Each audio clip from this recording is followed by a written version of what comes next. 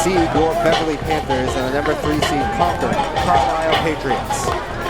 Donald Gonzalo to bring you this one today, as we got a good matchup. A couple of key things to look for today. One of the things, Concord's going to run a wing T heavy option offense. It's not that unsimilar to what the Panthers saw against Winthrop. And you have to believe this is a very good defensive line for the Panthers. They should have success.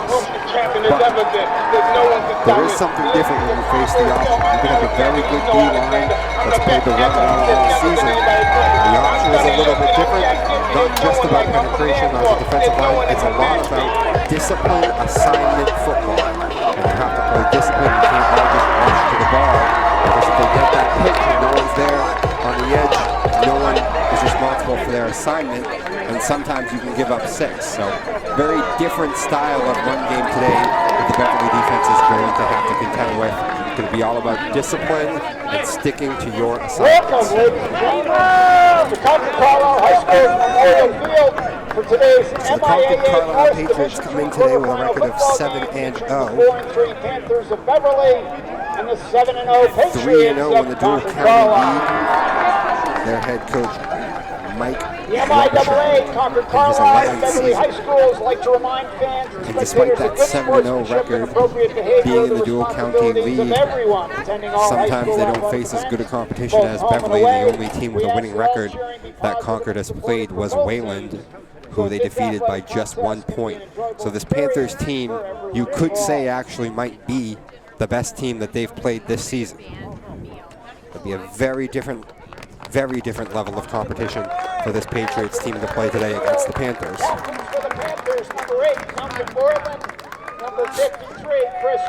And as you can see, the captains out there right now to do the coin toss. Number 4, Cole Pascucci. Number 53, Logan Daly. And number 55, Joe Tucker.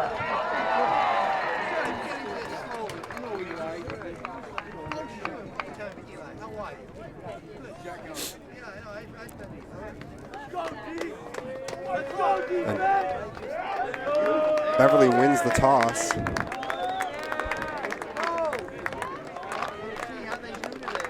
Patriots will receive the opening kickoff. But they defer for the second half, and the Patriots offense will be the first ones on the field in this game today, as we're just about ready for kickoff.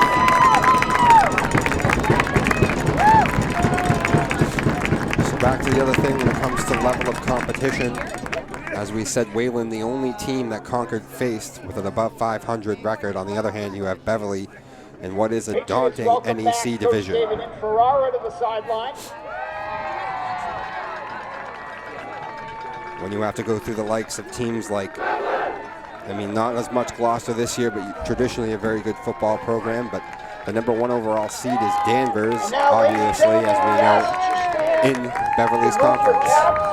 Face the flag behind the south end zone for the singing of our national anthem by CCHS seniors Abby, Maddie, and Olivia Mueller.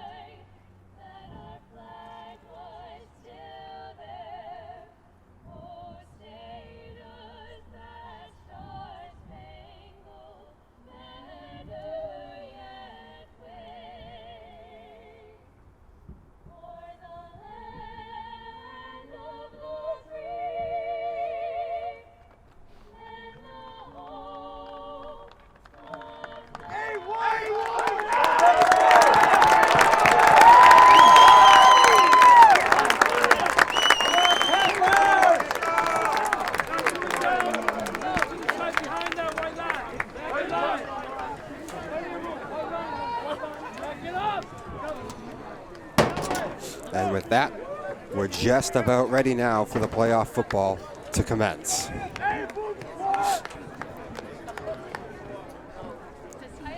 So the Patriots receive the ball the first, as we said, running a wing T offense, heavy option. All the decision making will go on the quarterback, Christian Gemelli.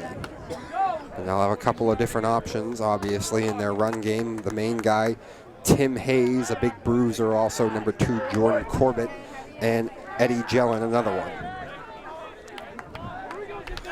Max Hamill and Tyler Jamo deep to receive Joe Loretti's Last kick. time these two teams met, back in 2012, Beverly won 34-7. This is their 4th matchup. Go, Beverly! Concord-Carlisle leads 2-1 in the meetings. Pop somebody! And the kick is away. Fielded at about the 15. He has some running room before he's finally tripped up at about the 40. Max Hamill to the Patriots 39. 27 yards return. First down, Patriots. Difficult to see who it was there. I believe it might have been Jonathan Charles who received that punt.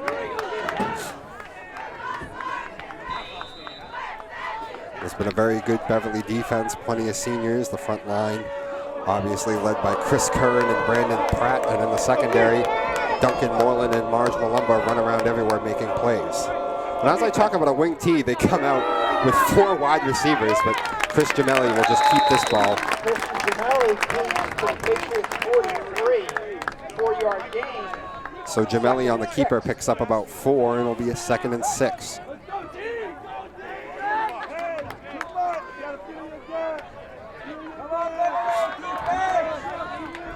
So a bit of a different look right away there by the Patriots. In their warm-ups, they were doing a lot of just 1 wide receiver looks, but coming out with 4 wide receivers again. To bring a man in motion. He got the edge, run through 1 tackle before he's finally taken down Jellin on the carry. by Jay Shaw. Mike Burgess on the tackle. Hold him up for Mike what? Burgess, correction on the tackle. Brings up 3rd down and 1. So it'll be a 3rd and short, 3rd and 1.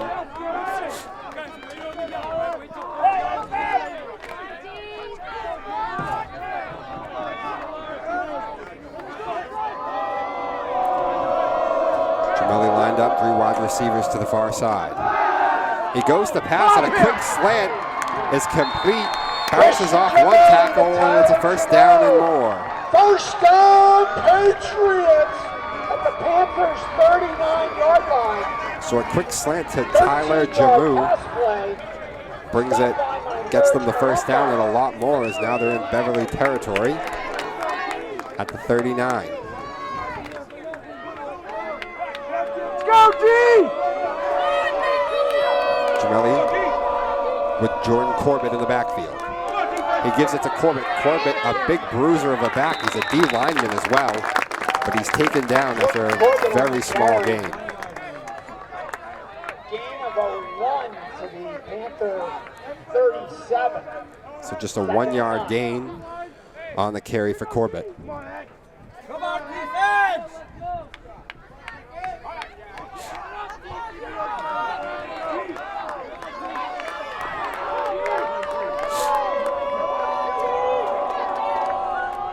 A little bit more of the normal formation. They bring him in motion. Oh, I thought he was taken down. He ended up kind of landing on a Beverly player, which 7-yard gain. was able to keep him on his feet as he sort of just crawled forward for an extra couple on a 7-yard carry.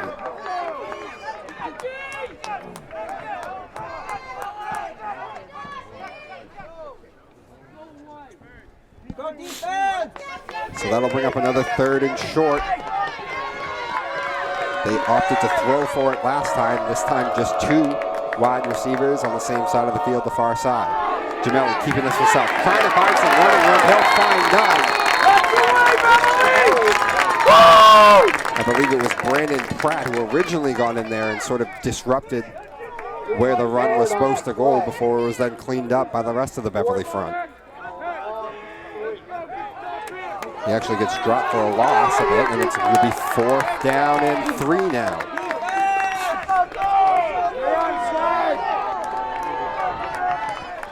Fourth and 3, 2 wide receiver formation again, this time to the near side.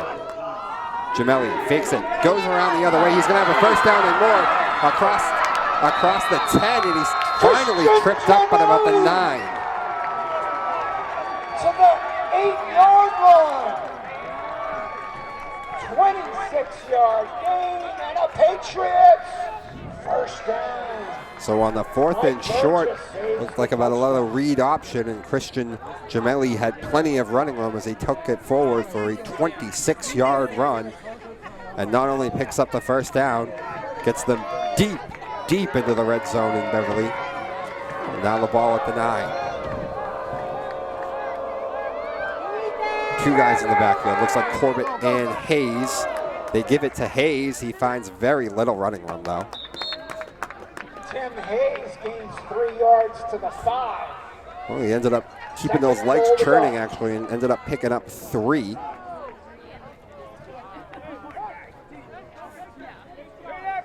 So now 2nd and goal. Get that ball, Beverly! And already a big red zone stand needed by the Panthers defense, who's played very well, it seems, in the red zone all season long. Let's go, D! All right, Hayes and Corbin in the backfield again. 3 wide receivers this time, though.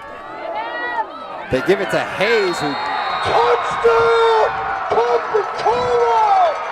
Jordan Corbett! That was Jordan Corbett. And as we mentioned, he is a big bruiser of a back. As I said, also the defensive lineman for them. And he ran through a couple of tackles and would not be denied on his way to pay dirt. And on their first drive of the game, Concord goes right down the field and punches it in for 6.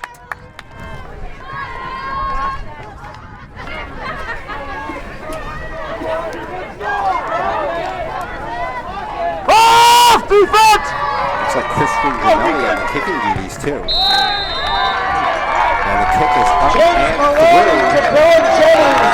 And Christian Gemelli's kick is Starts this game off in fashion as they go right down the field and put up the Patriots go 61 yards and 55. A 61-yard drive. So now we'll be up to the Panther offense to respond.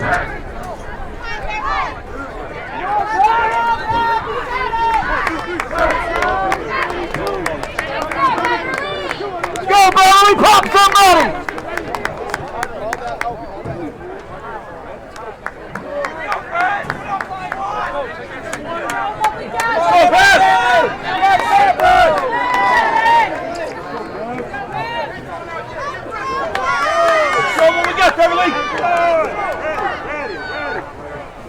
So Warland and Malumba back to receive the kick.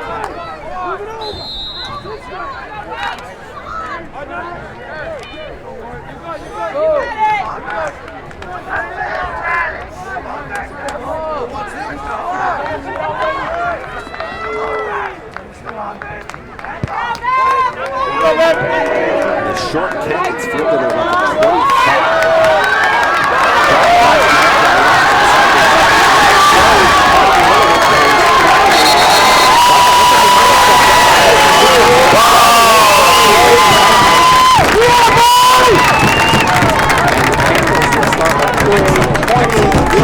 Return to the Panther 40. Go, Beverly, right up the goal! At their own 47, and with the injury last week, the offense in the hands of junior number 16, Anthony Pascarosa. Pascarosa, as we remember, last week after Danny got hurt, was able to complete a big 3rd and 5 pass to Duncan Moreland that eventually ended up with the drive getting them points. Right away, Malumba across the 50. Coach Malumba on the carry to Patriots 48. 4-yard gain. 47. And obviously with Marge back, you know it's going to be a steady guy with him. But there is one different thing.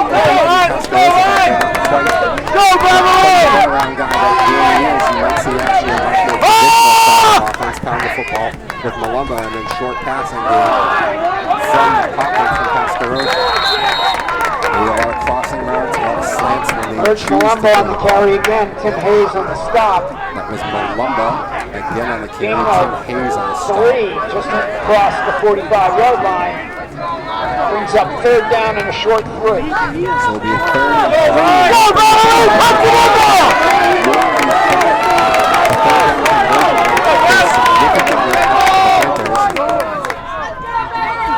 Goes from 43% with him to 28% without him.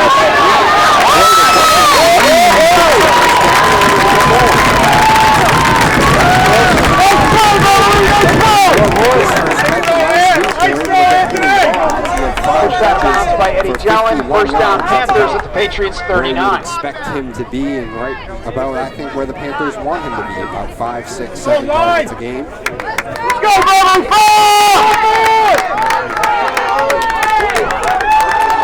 The Panthers will start with a new set of downs.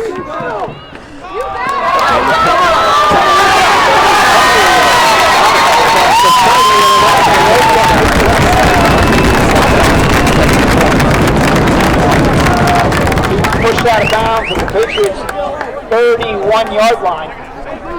Gain of 8. So it's an 8-yard carry from Malumba.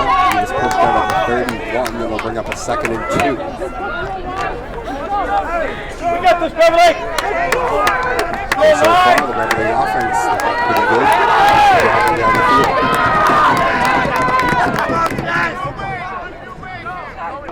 Let's go, Bev! You got it!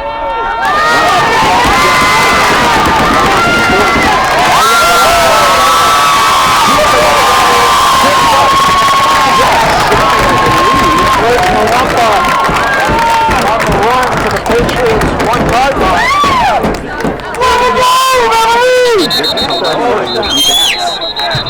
Initially was the first man to There is a put on a flag good on move the and play. bounced it out to the outside. Holding. Now it's going to be a holding call that's going to bring this back though.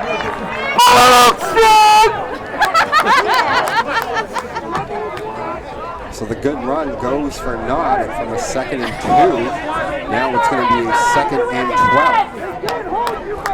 Play 2nd down, it'll be from the 35-yard line, so it's 2nd and 6.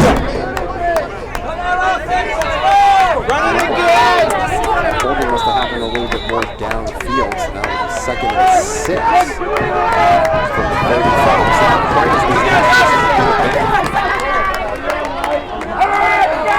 So 2nd and 6. Pascarosa back to throw. Pascarosa's pass intended for Jay-Sean Stanton Jones. Incomplete, brings up 3rd down. In the flat, but incomplete. So now it'll be a 3rd and 6. This is 3rd and a little bit longer than what you really want, as I was saying. With Malumba on 3rd down, the Panthers at 43%, and in the games after he left against Swampscott, that conversion rate goes all the way down to 29%. And the vast difference is with Malumba.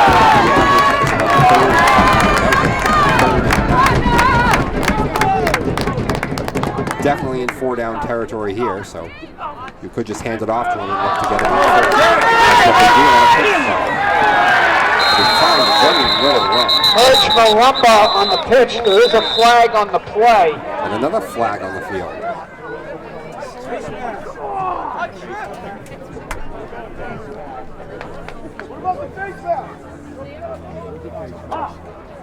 This one's going to go against Beverly. I can hear the Beverly coaches on the sideline barking back at the refs, though. What about the face mask? 15 men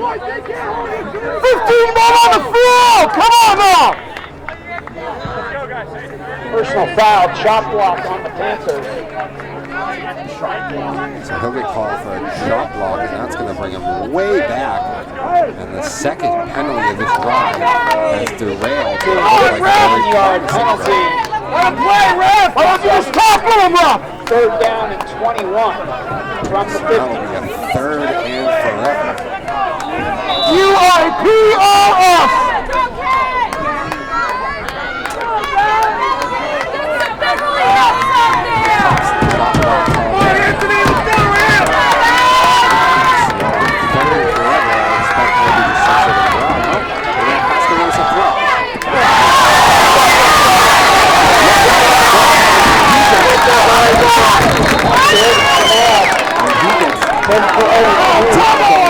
The second flag comes in. Eject him! Out of the game! As he went high on Duncan there. Took a swipe at him. Tackled him by his face mask. Not when it's not when they're getting straight up and down.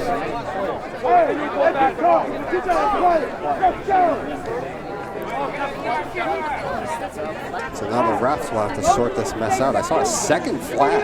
Just throw the ball at the ref! So I don't know if something happened after that as retaliation too.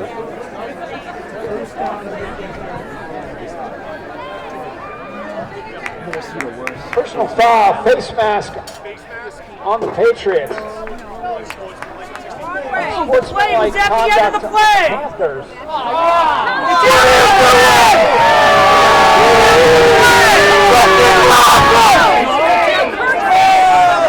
That is bullshit! So it looks like they called a face mask, but then they're going to call a personal foul afterwards against the Panthers. Replay 3rd down. So that means that nothing happens really. They'll just replay the down and it'll be 3rd and 21 again. Good luck, Oklahoma!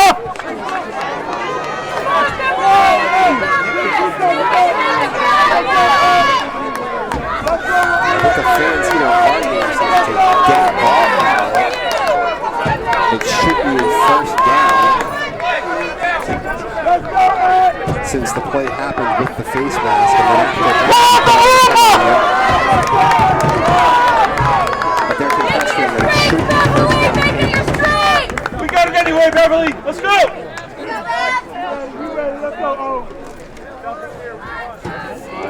Let's go, Show them what you're made of, guys! Come on!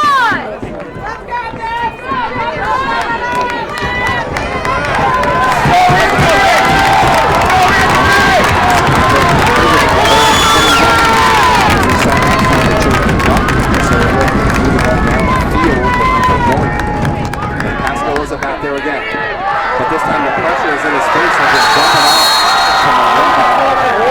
That's going to be a substantial loss of yards. Tim Hayes on the tackle. Loss of 5, 6. 4th down from the Panther 44. It started with so much promise. Goes for naught to the Panthers, and it's derailed largely by penalties. Drops back to punt. Max Hamill and Tyler Jamar do for the Patriots. Hold, shot clock, and then when it looked like they might have gotten bailed out because of the face mask on Duncan, ends up after the play in retaliation. The Panthers a dead ball foul. There's not a great one as it bounces before it's finally down at about the 40. 16-yard punt, no return. And I feel that early in this game actually we have a 40-yard line. very big possession already. Concord-Carlisle right down the field on their first offensive series, and the Panthers defense has got to come up with some sort of answers on this one. You can't allow another score. Especially not your first string quarterback. And the way Beverly likes to play on offense, it's not the kind of offense that's very decent.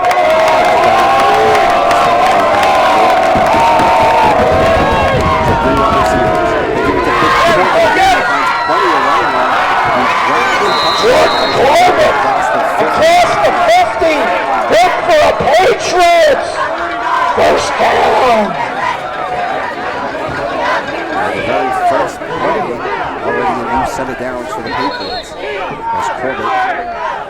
Took it across the 50.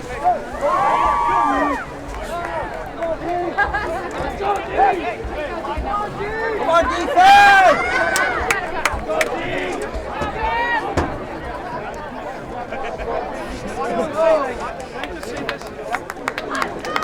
So we're first and 10, and one defense that's played pretty well all year. Really well against Peavy right now.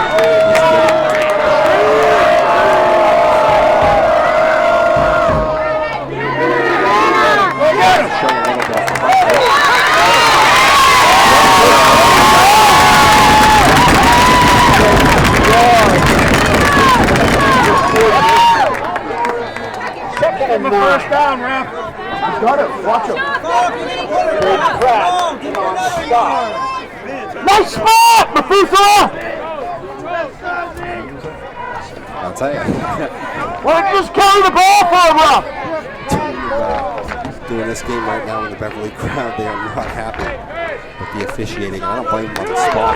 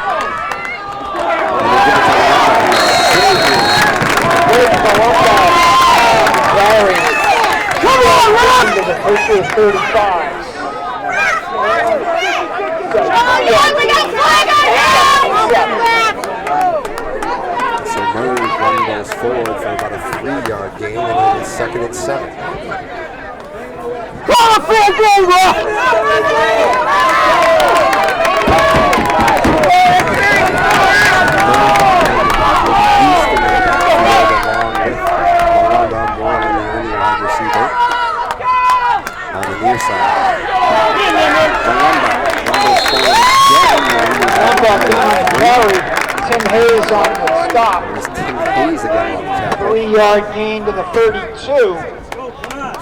Third and 4. So that'll bring up a third and 4.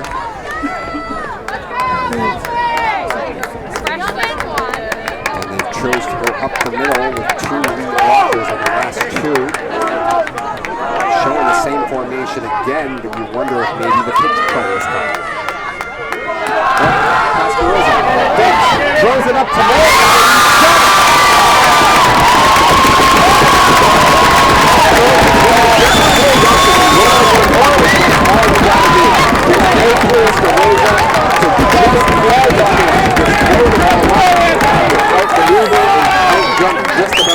First and goal to go for Beverly. And a great job by Duncan as he was near the sideline going up and getting that foot down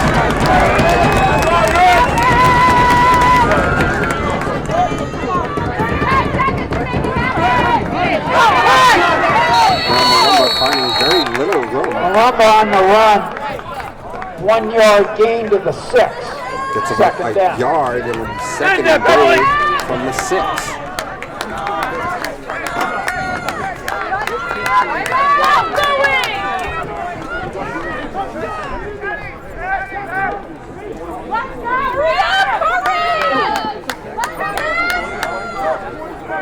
Come on, Beverly, let's get that cheering up.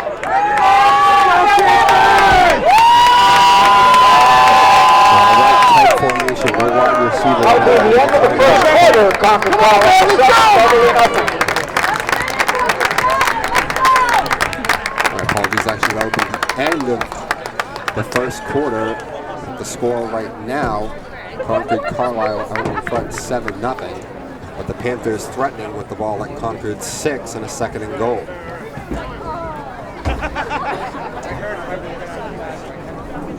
So both offenses finding some traction there. Concord moving the ball very well down the field on the way of their touchdown. Beverly had a very nice drive before it got derailed by some untimely penalties by the Panthers. But once again, Concord got the ball on offense, but forced into a 3rd and long, a 3rd and long situation.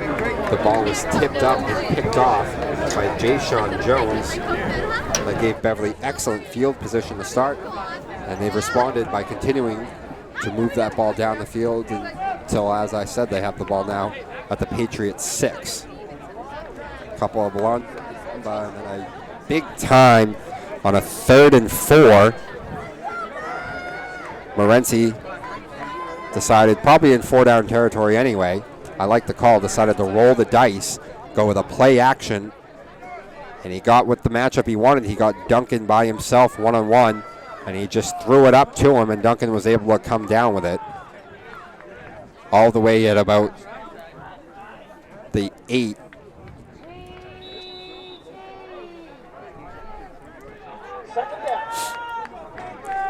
So now they'll flip the field around. 2nd and goal after the 1-yard run by Malumba. A tight formation again, no wide receiver at all. Malumba the lone man in the backfield. They pitch it to Malumba. Coach Malumba on the pitch. Aiden Daly with the initial hit. Just across the 5-yard line. As the PA guy says, he believes it was Aiden Daly was the original one who came up and met Malumba, and then he was cleaned up by a teammate.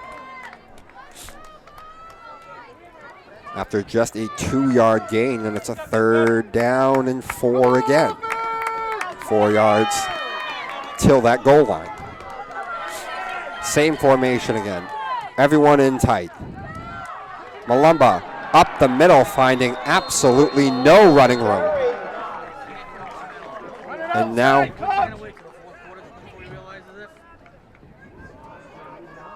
now decision time for head coach Morency.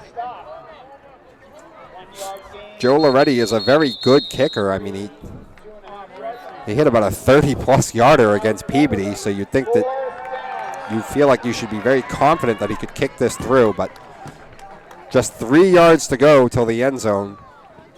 That's very tempting to just go for it. And with having your bell cow running back and just the type of offense that the Panthers run, you've got to hang your hat on. Being a smash mouth team, you should be able to pick up 3 yards here on this 4th down to get that 7. And even if you don't get it, I mean, you pin Concord way back deep in their own zone, with the shadow of their own end zone that limits what they can do offensively. And also, as long as your defense can stay staunch and not surrender too much field, you'll significantly win the field position battle. So I think I would lean towards going for this. I think he is.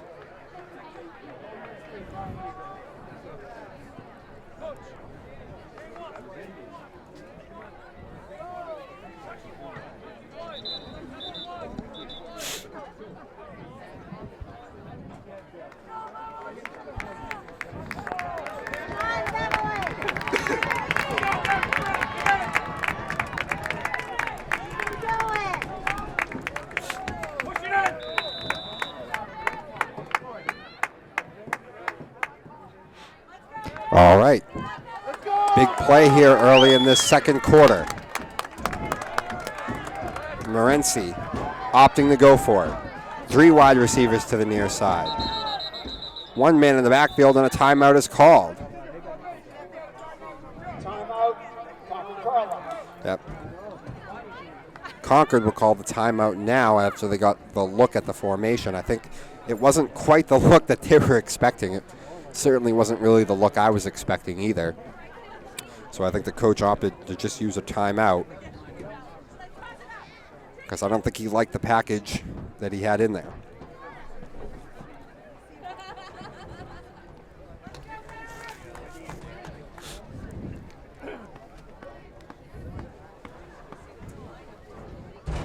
So Coach Morency, having more time to talk about this, opted to do one man in the backfield, 3 wide receivers, trip set to the near side last time. Let's see what he does this time.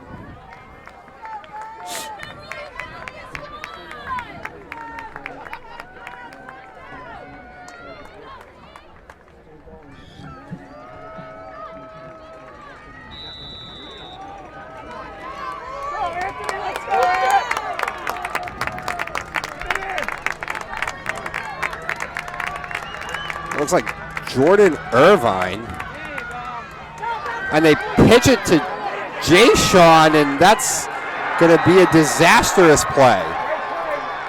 Jay-Sean Jones, stopped by Max Hamill, Eddie Jellin and friends. The Patriots take over. Well, the 4th down does not work, and I will say Andrew went a little unconventional there as he went 3 wide receivers again, brought Jay-Sean Jones in motion. I'm hoping that Concord was trying to pin their ears back and go to the middle of the field. He was hoping Jones could get the edge. He went without Malumba in the backfield, though. It looked like Jordan Irvine, I think, that was back there. But the call does not work out. Now Concord having some... And Concord has some problems with the snap there as Jamelli dropped it and he had to just fall on it. So kind of a wasted play there. And now it'll be 2nd and 11.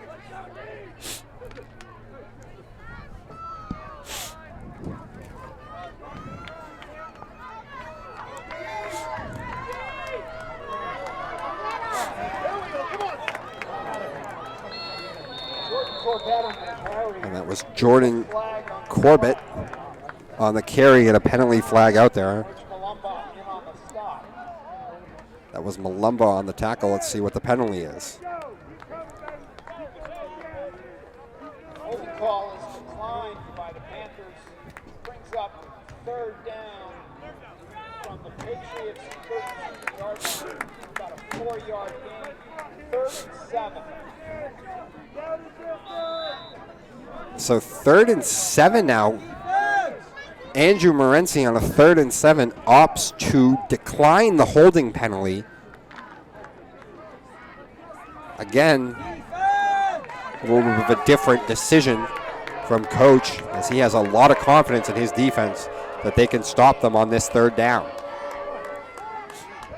All right, fake to Corbett. Looking Moreland in the way. Tips it up in the air, and the Panthers almost had themselves a 2nd interception. And not a good decision there by quarterback Jamelli, as there was nothing there. And he's very lucky Duncan did not come down with that ball. And if he does, there was plenty of room in front of him. He could have even taken that for 6. Run it back. Block that kick. All right. So the Patriot drives now, a touchdown, an interception, now a 3 and out. Kind of a rugby-style punt as he was running out and takes a great Concord bounce. Bounced at about the 45, but it'll end up past the 30. It's a 58-yard punt, and now the Panthers will start with what has been their worst field position so far yet today. By the way, this first half is kind of starting out the same way the Peabody one did for the Panther offense, as it seems like for the most part they're doing very well. I mean, they're driving the ball down the field, but they're not ending with points. The first time it was penalties, and eventually there they got stuck inside the red zone, went for it on 4th and could not get it. So now starting at the 28.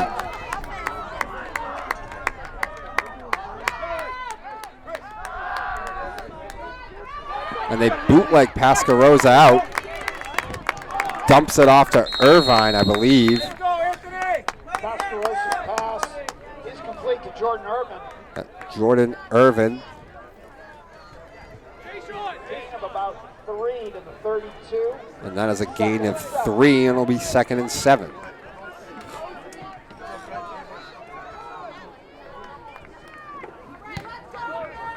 That's the kind of look in the passing game I actually did not expect to see a lot of today. I didn't think they would move Pascarosa outside on bootlegs a lot today, but he did that time. He picks up a short gain to Irvine. 2nd and 7. Now back to pounding it with Malumba, but the penetration is right away as he had no chance. Malumba for a 2-yard loss. Correction, 3-yard loss. Back to the original starting point. 3rd and 10 at the 29. So a 3-yard loss makes it a 3rd and 10. As it was Ryan Murphy who blew that play up in the backfield, and Marge just had absolutely no chance on it. So now a 3rd and 10. Pascarosa, I'm sure he's looking for Duncan. Throws it down the field, and it's picked off by Christian Gemelli. And he's got a lot of running room. He's finally swung down at about the 25. Pascarosa was looking for Moreland over the middle of the field, but Moreland was well covered by 2 Patriot defenders, and it ends up being Christian Gemelli, the one who makes the interception and returns it all the way to about the 20. Well, they spotted about the 29.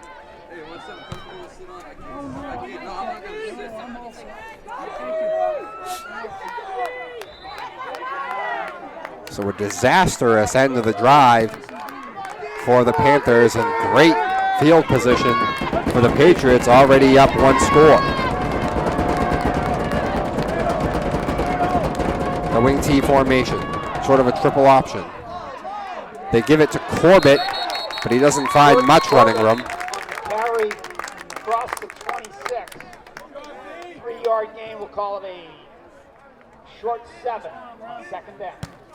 So a 3-yard run by Corbett, and it's 2nd and 7.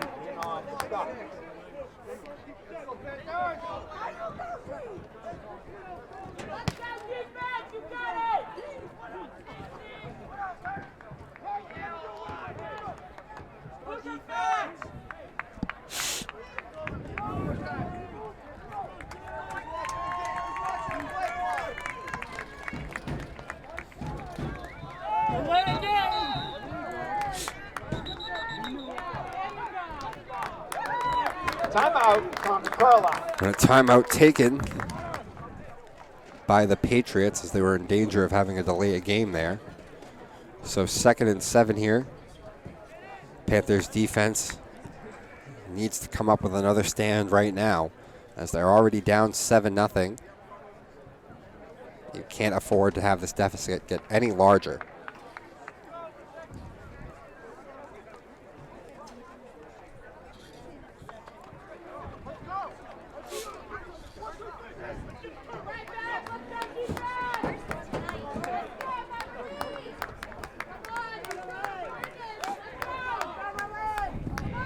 On offense for the Patriots, as we said, that wing T formation, it's been a very, very steady diet of running and a steady diet of the big guy, Jordan Corbett, and he's found plenty of running room so far.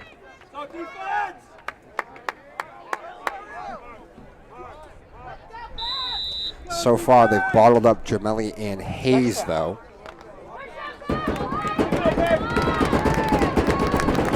That's Gemelli right now in the backfield with Tim Hayes. There's Gemelli. Hayes blocking for him.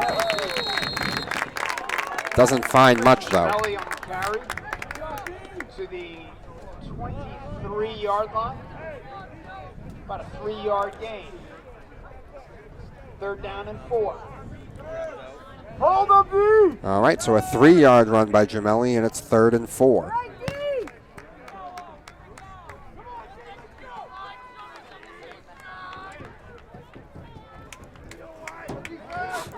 obviously high school football in this area of the field. The Patriots have 2 more plays to pick up this 4 yards. Tim Hayes across the 20. Duncan Borland on the tackle to the 18 of Beverly. 5-yard gain and a Patriots. So Duncan Moreland was the one who made the tackle, but not after Hayes crossed the line to gain. And it'll be a fresh set of downs for the Patriots at the Panther 18.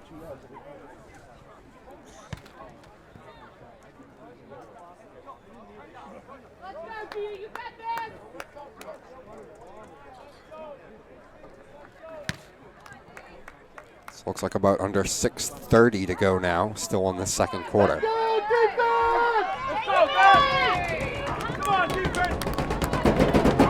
And the pitch, trying to get the big guy Corbett on the outside. He's got a lot of running room, dives for the pylon.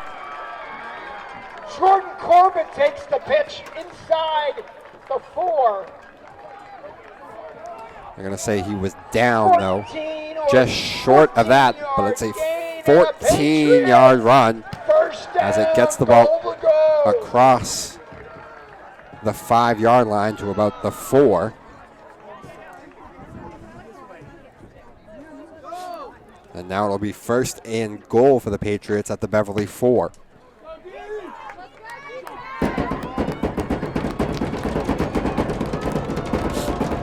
Corbett and Hayes in the backfield. Corbett up the middle and gets stuffed right away there. Braden Pratt and friends on the stop.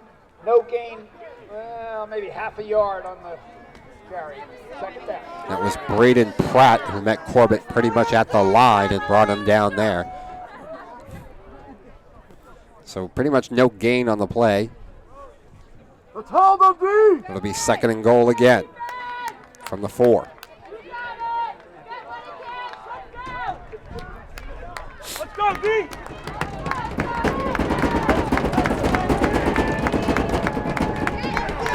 Gemelli, they tried to find room on the outside. There was none, and that looked like Chris Curran, who dragged him down for a major loss on the play and a huge play for the Panther defense as he takes him way back. And of course it was Chris Curran. Who else would make such a big play for the Panther defense? That man flies around everywhere on the D-line. He seems to be in on just about just about almost every single tackle.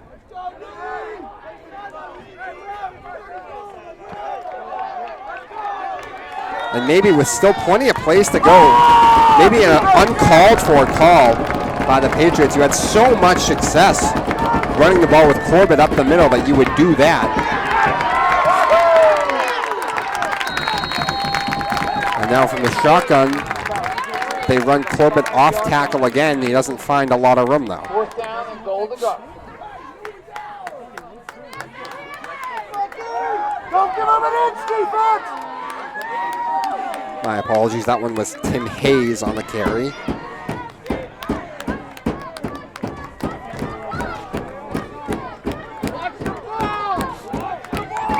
All right. So now 4th and goal at the 5.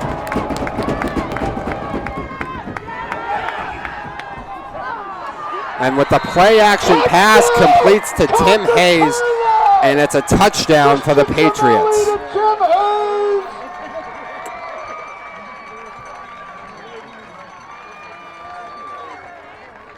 And that was a great, great play call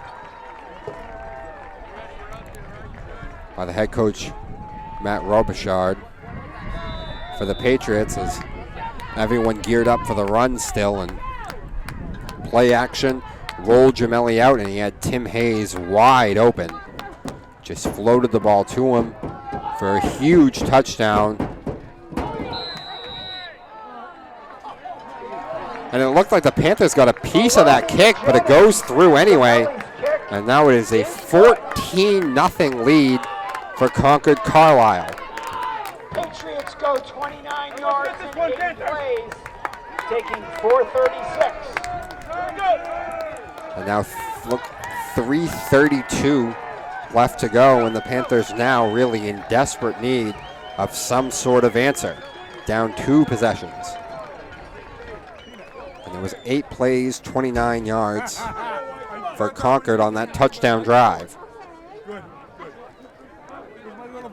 Ladies and gentlemen, there are more rosters at the tables where you came in. Purchase tickets if you want a roster. Oh, yeah. Feel free to pick those up.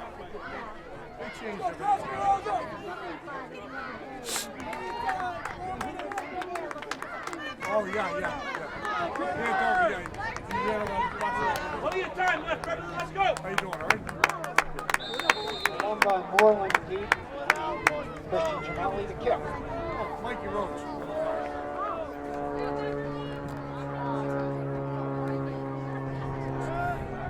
Denise told me that you would do that.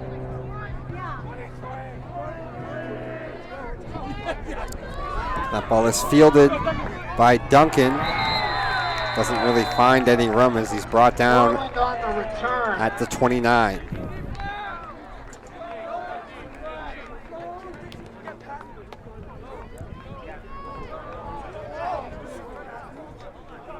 Tim Hayes on the tackle. It was Tim Hayes again First for down. the Patriots on the tackle. Even on special teams, he gets involved. Upending Moreland at the 29. This is where the Panthers will start with just under 3:30 to go. Down 2 possessions. They have found some traction at times on offense. Last possession by far the worst and ended with an interception. Malumba On the carry. Hayes and friends on the stop. who increasingly over the past 2 times has actually found less and less running room.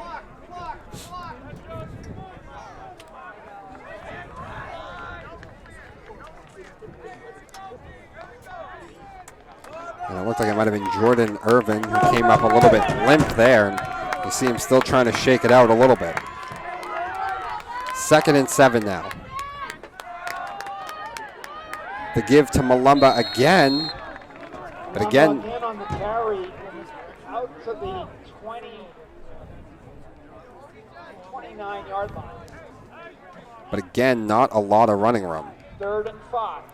So it'll be a 3rd and 5 now for the Panthers, a huge 3rd down. Be interesting to see what they plan to do. Similar situation last time against Peabody, although that time they were deep in Peabody territory. Pascarosa able to complete it. It was about a 6-7 yard throw to Duncan over the middle of the field. Let's see if they opt to do something similar again. They bring Malumba in motion, and now they're going to line him up with trips to the far side. Pascarosa throws it back to Rhodes. Pascarosa's pass to Mike Rhodes. He gets to the Panther 32. A 3-yard gain and brings up 4th and 2. So I like the play call, and I thought it might have worked.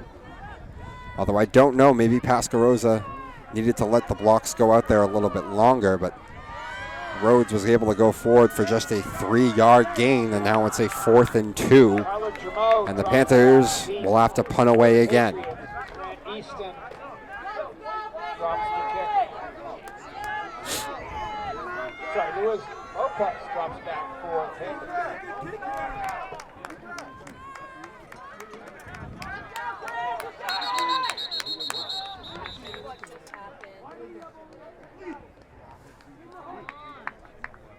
Delay of game on the And Panthers. a delay a game on the Panthers is going to move it back.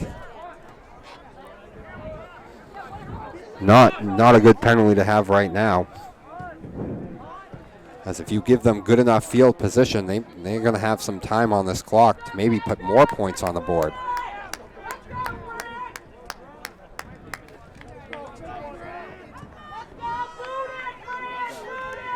So Grant Easton will have to punt this ball from about the 15.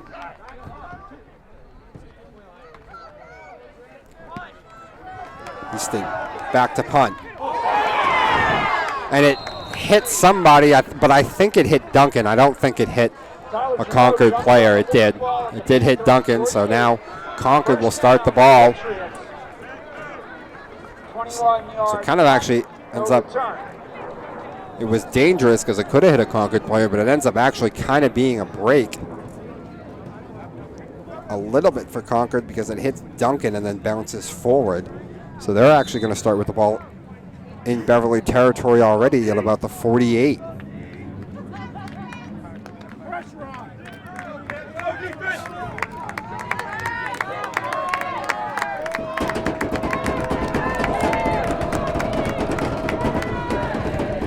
Now Gemelli with Corbin in front of him, the block. Sidesteps one guy, and he's brought down across the 40-yard line to about the 39, maybe the 38. Corbett to the 39-yard line. 9-yard gain, 2nd and 1. And that is a 9-yard gain for Gemelli. And it'll be 2nd and 1, under a minute to go. Corbett rumbling forward across the 30. To the Panther 27. And he gets it all the way to the Panther 27, and I think Concord's going to call the timeout. Timeout, Beverly. 12-yard gain on that play. That is a 12-yard run for Corbett, and Beverly is actually the one who calls a timeout with 46 seconds still to go.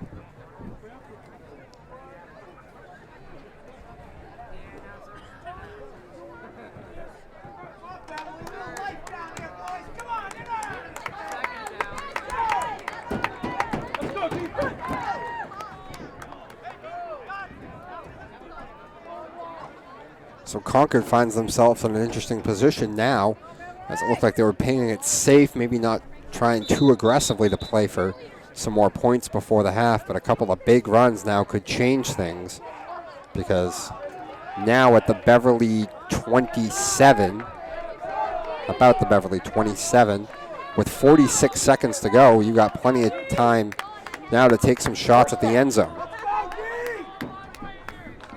And I'm sure he has at least one timeout still, so you could actually run the ball again just to make sure if you do have some sort of interception, some sort of disaster, Beverly doesn't have enough time of their own. Nope, they're going to do it right away.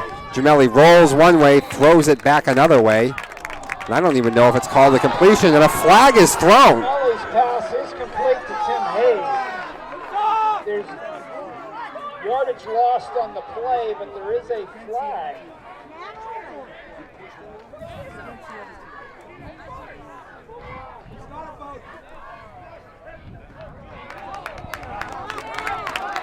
And it's a penalty, I believe, against the Patriots. Are you sure?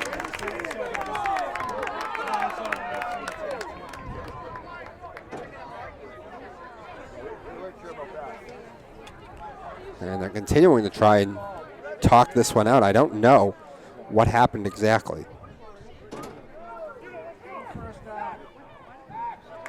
Yep, that's against Concord. So the penalty will go against the Patriots. That'll move them way back. And now I think maybe it ends really any aggressive attempts to try and get points before the half. I think Concord might be. No, Concord's going to call a timeout. 40 seconds to go. And they have the ball at the Beverly 46.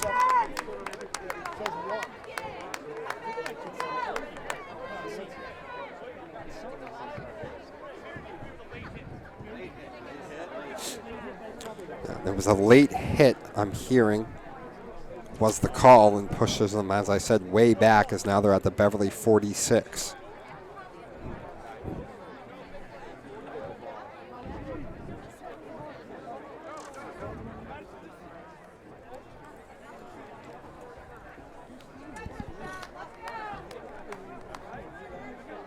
Patriots called timeout. First down. Come on, Beverly, get fly it up. Trying to get to the 19. Come on, Adam, fire him up.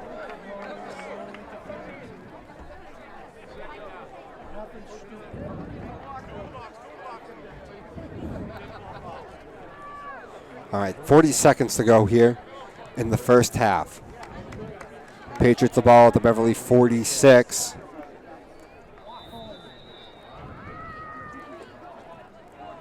It'll be interesting to see if they're just going to hand it off and play it safe, be happy with that 14-0 lead, or if they'll opt to take some shots down the field.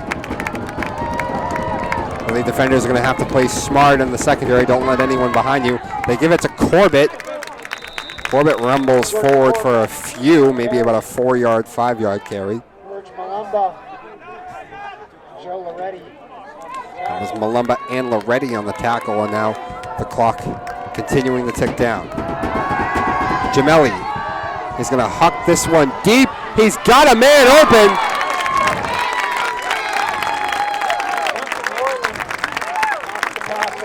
And Duncan Moreland is able to come over and help the DB, help the corner out, as it actually looked like for a moment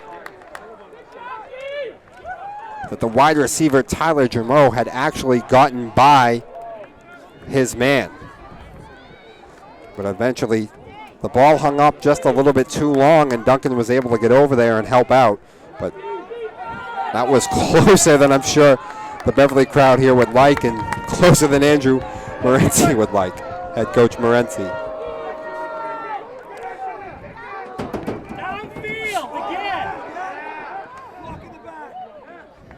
And now they'll just punt it away.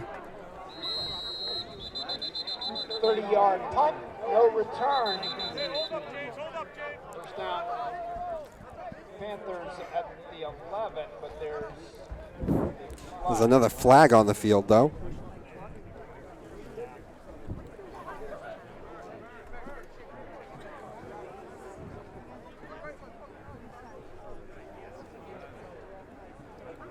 A lot of times on this, it's some sort of block in the back. Oh, there were penalty on both sides, actually, so I think those are going to offset, and they're going to replay the down. Two fouls on the play, holding on the Patriots. Personal foul on the Panthers, they offset. We'll replay the fourth down. So another personal foul is called against Beverly. There was a holding on Concord. The penalty's offset, as I said, and they'll just re-kick this ball.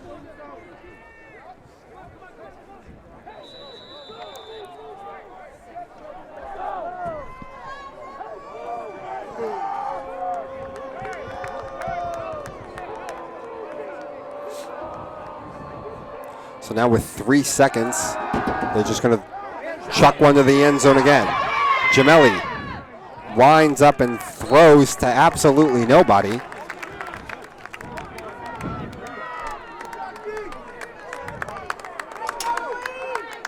That's the end of the second quarter. And that is how the first half will end, and it's a first half that has not gone the Panthers' way at all. They'll have to go into the locker room right now trailing 14-0, and the first part, the first quarter, Beverly moved the ball pretty well on offense, but they were undone by penalties once they had moved the ball into Patriot territory, eventually a turnover, and then by about midway through the second quarter, the offense for the Panthers completely stalled. They were not able to find a lot of running room for Malumba. It means that in that first quarter, those offensive drives were wasted. Concord, on the other hand, went right down the field on their first drive. After that, Panthers were able to get some stops. A huge turnover led to one of them, but again, Concord was able to get back on the board after a Panther turnover, as Anthony Pascarosa was looking for Duncan over the middle of the field, had it picked off by Christian Gemelli and returned all the way to the Panther, about the Panther 29, which led to the score. So going on to halftime now, Patriots leading 14-0, and we'll take you back out for the second half in just a few. You are watching BevCam. Here, anyone can come to the studio to make their own local TV show. Contact us with your idea. We'll help you get started with producing your own show, editing it, and then we'll broadcast it to all of Beverly for your friends and family to see. You might even get some new fans. We also film local events like sports, music, city council meetings, and more. If you miss out on anything in town, you can catch up on it here. Follow us on Facebook and Twitter. Contact us at 978-927-5544 or email us at admin@bevcam.org. Hello, everyone, and welcome back here to Memorial Field in Concord, Massachusetts, as we're just about ready to get this second half started. And it's the second half in which the Panthers are going to have to do a lot of work as they find themselves down 14-0. Hi again, I'm Dominic Lorenzano to bring you this one here today, this playoff game between the number 6 seed Beverly Panthers and the 3rd seed Concord-Carlisle Patriots. As I mentioned, the Panthers find themselves in a 14-0 hole right now to start the second half, and fortunately for them, though, they will start with the football to get us going. But some of the major things here that happened in that first half, Concord-Carlisle on their first possession went right down the field, mostly with the run game. They did have one huge pass on a 3rd and short to Tyler Jameau, who ended up taking it for about 20-plus yards. Other than that, it was a lot of Jordan Corbett and Tim Hayes, the 2 running backs that this sort of option-style offense kind of runs through. But they went right down the field, put 7 up. After that, Panthers did decent enough on defense to keep them out of the end zone again until late in about midway through the second quarter. They were able to get a turnover. Also, that set them up with very good field position. But the story on offense for the Panthers started out kind of the same way the Peabody game did. They seemed to be able to get a lot of traction. They moved the ball up and down the field in the first quarter, but they were unable to put up any points, and their first drive of the game was undone by penalties. They had 3 different penalties. They had a chop block, they had a holding call, and then they had a personal foul, dead ball. And on a 3rd and forever, Pascarosa had thrown the ball to Duncan Moreland over the middle of the field, and Duncan was grabbed at his face mask in the process of trying to make that catch and was swung down pretty hard. And I think Beverly retaliated after that, which ended up undoing what could have been a gift that the Patriots could have given them, bailed them out on a 3rd and 21. They could have ended up with a first down, but unfortunately, they were just offsetting penalties, and enough said. I mean, that drive ended with nothing. Then later on, about midway through the second quarter, it started getting very tough for the Panthers. That Malumba was not finding a lot of running room. And on the flip side, after a disastrous drive on a 4th and long, Pascarosa looked for Duncan over the middle of the field again, but this time he was not open at all. There were 2 defenders there. Christian Gemelli, who was also the quarterback for them, plays DB, and he was able to get in front of the pass and picked it off and then returned it all the way into Beverly territory to about the 28-yard line. And eventually that one ended up in points too, not without some staunch effort by the Panther defense. They were able to force a 4th and goal at their own 6, but a beautiful, beautiful play calling by the head coach over there for the Patriots. Called for a play action pass, and he was able to dump it off for Tim Hayes for the second score. And now we're just about ready to get this second half going, and as I said, that last play action pass on the 4th and goal led us to where we are now, 14-0 Patriots. And the kick is away. It's a short kick, and it's going to go out of bounds. And that'll be a penalty. Been a lot of penalties here today, kind of a little bit on both sides, but the most costly ones seem to come from Beverly. One of the other things to think about, both teams getting a turnover, but the Patriots the one that were able to capitalize off it. As I said, they got one of their touchdowns off a Pascarosa interception that eventually led to points. Unfortunately, Beverly getting a turnover on defense of their own on a tip pass that was intercepted by Jones, but they weren't able to turn that into points. Run that ball! Another thing also is Joe Loretti has not really touched the ball at all today. Last game against Peabody, he had 9 carries, 23 yards, and he had 2 catches for 51 yards and 2 touchdowns. He's kind of the Swiss Army knife of this offense. When he's on the field, you never know what he's going to do. And a squib kick goes right at one of the guys in the front. And, you know, it's interesting to think about. You don't really want anyone up there to touch the ball, but it's going to end with sensational field position, actually, for the Panthers, because now they'll start at their own 45. As I was saying about already, I don't know if he's touched the ball at all here today. As I said yesterday, 2 touchdowns, a total of 74 yards in that game against Peabody. Malumba finds some room a little bit on the outside and a stiff arm, and he gets across the 50. So Malumba, who had a difficult time finding room in that second quarter, especially about halfway through until the end, starts out with a very nice run as he actually got even further across the 50 down into Patriot territory at the 48. So it's actually an 8-yard run, and it's 2nd and 2. An excellent, excellent start for the Panther offense.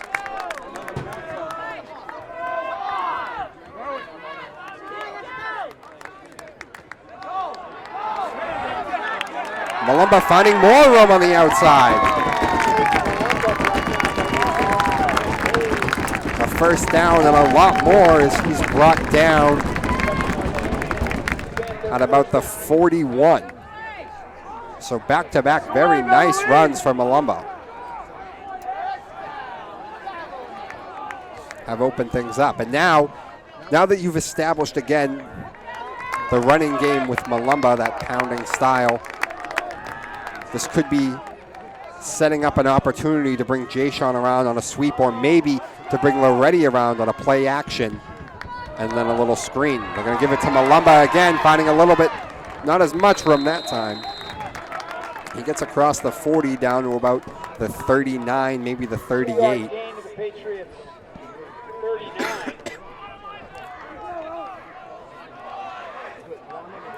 Spotted at the 39, just a 2-yard run that time. It's 2nd and 8. But very good to establish Malumba again, because everything works off that. The play action, the jet sweeps to the more speed guy, Jay Sean, all that kind of stuff works so much better when Malumba is churning away consistent yardage. Now Parascarosa back to Bass. Throws it up, and it's way, way over everyone. He was looking for Duncan Moreland, but as I said, threw it well over everyone. So now it's a 3rd and 8.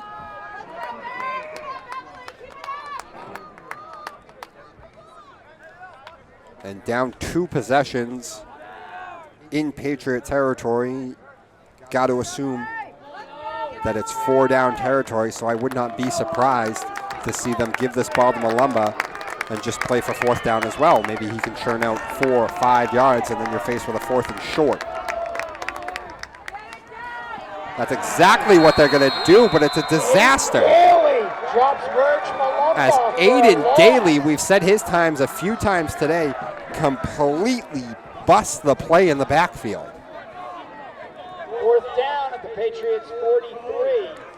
And now it is a 4th down at the Patriots 43, and it goes to a 4th and 12.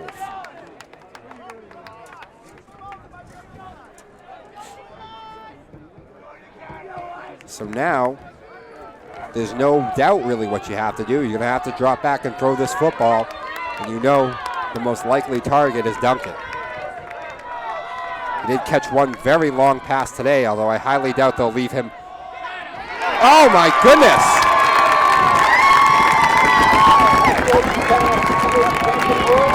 And I was just about to say, there's no way they're going to leave Duncan man-to-man coverage.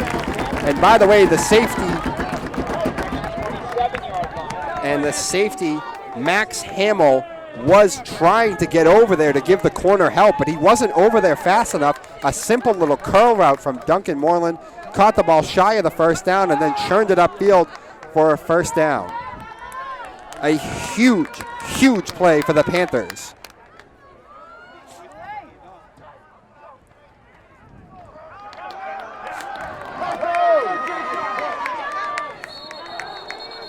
And taking it back to that last play, that's got to be a failure on somebody, whether the play calling or maybe the safety himself. There is no reason why, in a 4th and long situation, that the safety shouldn't already be over there. You have got to make sure, if you're going to call that kind of play, that Max Hamill, the safety, has enough time to get over there and help his corner. You cannot leave Duncan Moreland one-on-one like that in that kind of situation. Go, Beverly! No gain on that play, so it's 2nd down and another run up the middle. It's been tough. Williams, Tom Graham. Tough sledding. Stop Malumbo for a 1-yard gain. 3rd and 9 at the Patriots 26. And that was Joe Loretti actually that time on the carry for the Panthers. And now it's another 3rd and long, this time a 3rd and 9. And I can't imagine that the Patriots could possibly make that mistake again. Jay Sean is lined up as a wide receiver to the near side. Pascarosa, back to pass. He is looking for Jay Sean, but the coverage was well there. Max Hamill was there on the coverage, cut in front and swatted that ball away, and it's a 4th down. He was looking for Jay Sean on an out route. 4th and 9. But Max blanketed him the whole way.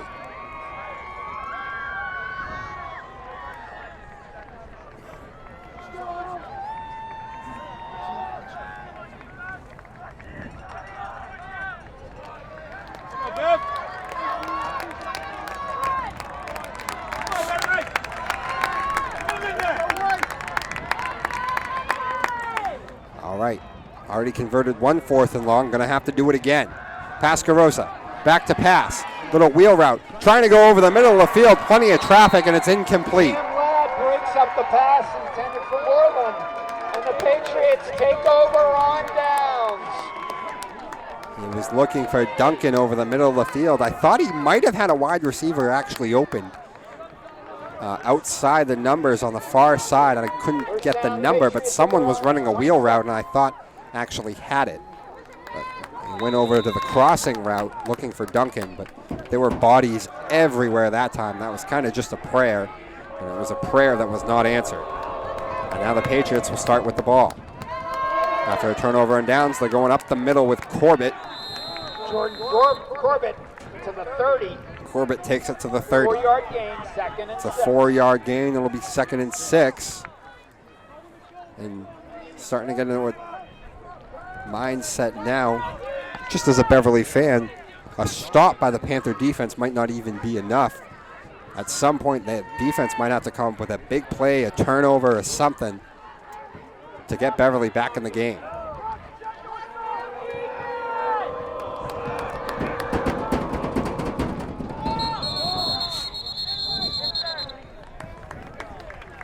Penalties on, and it's a false start, and that's going to take him back. We'll make it 2nd and 11. Patriots.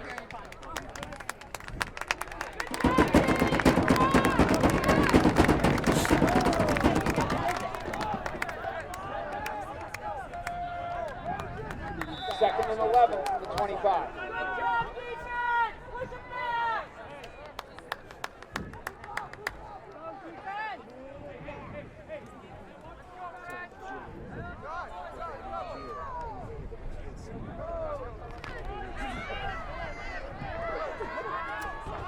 Second and 11 now.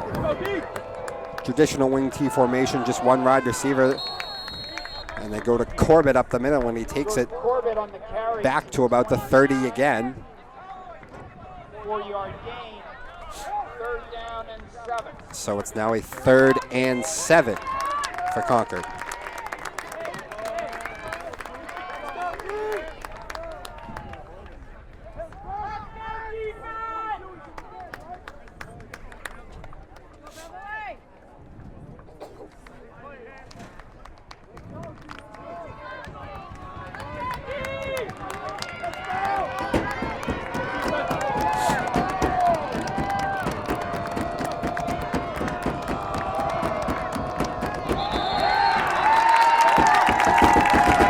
False start penalty again for the Patriots.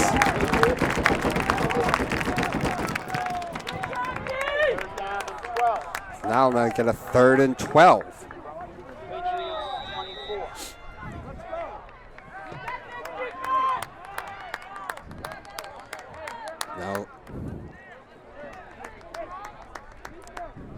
Now interesting to see what they go for a play call already. Gemelli has been intercepted once today on a 3rd and long, up 2 possessions. And probably feeling very confident about your defense. I'll see if they opt to play it safe. They do. And I think that's the right call. Corbett 31. Takes it all the way to the 31. 8-yard gain. An 8-yard carry, and it's going to bring up 4th down in a punting situation. Block that kick, Beverly! But that's just about what I thought the play calling would be. You know, up 2 possessions, you're not really a passing team anyway, and you've already had 1 interception today. I think that's the right play call. Just run it with Corbett. Your defense has played well, and just be happy with putting the ball away, and hopefully your defense can play well again and stop them. A little dangerous on that punt. And they'll be down at about the 39. So Panthers will get the ball back with what looks like about 5:10 left to go in the 3rd quarter. Converted. Let's go, Beverly! They were able to move the chains twice on that last possession before they eventually stalled out. They did need a conversion on a 4th and 12, though, to do it. So again, sort of similar thing as we saw kind of halfway through the 2nd quarter.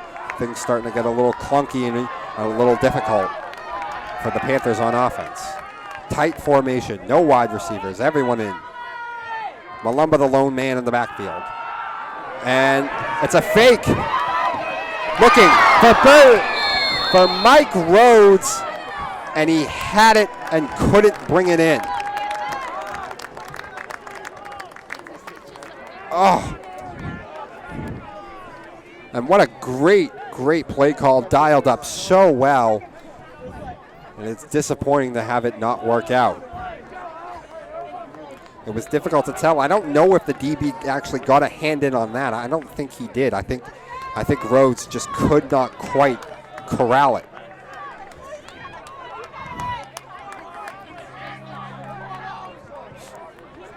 But they got him open on that post route. Now Malumba up the middle, and he takes it to about the 45.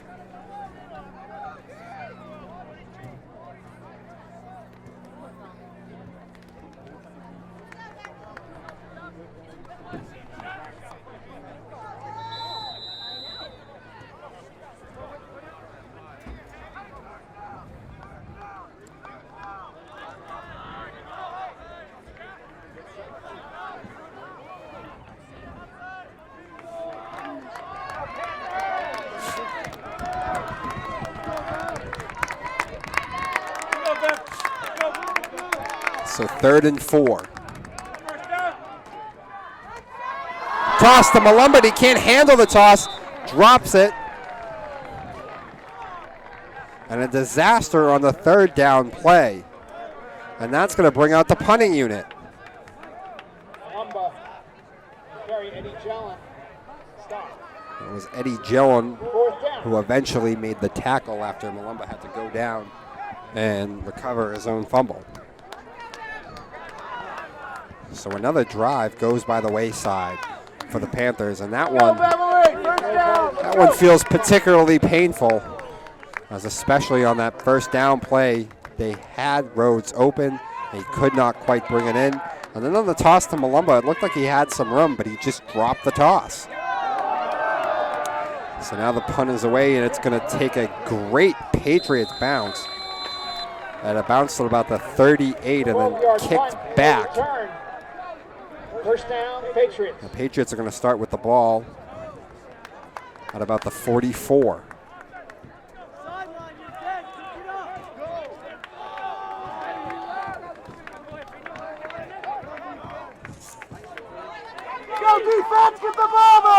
Now 3:32, and I know that the Panther defense did get a rest because of halftime, but I will say at some point fatigue could start to creep in, as it seems like they have been on the field a lot. From that midway through the second quarter on, they've been on the field far too much. Jordan Corbett up the middle. Not much, maybe about 2 or 3 yards. 3 yards to the 47. That'd be about it. Yeah, it's a 3-yard carry for Corbett on a 2nd and 7. Clock creeping down to about 3 minutes.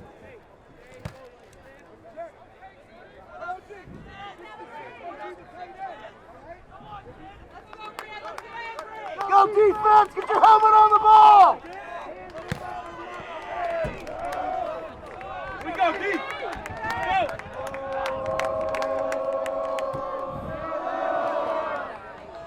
There's Corbett again, and he runs over one tackle. Second effort to the Panther 48.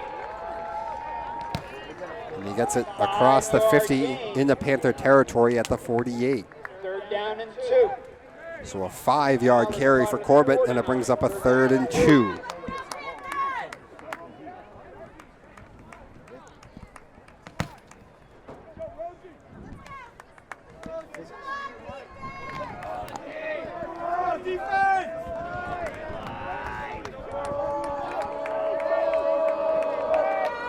Two men in the backfield and a fake, and they're going to bring Jamelli around. He's got all kinds of running room.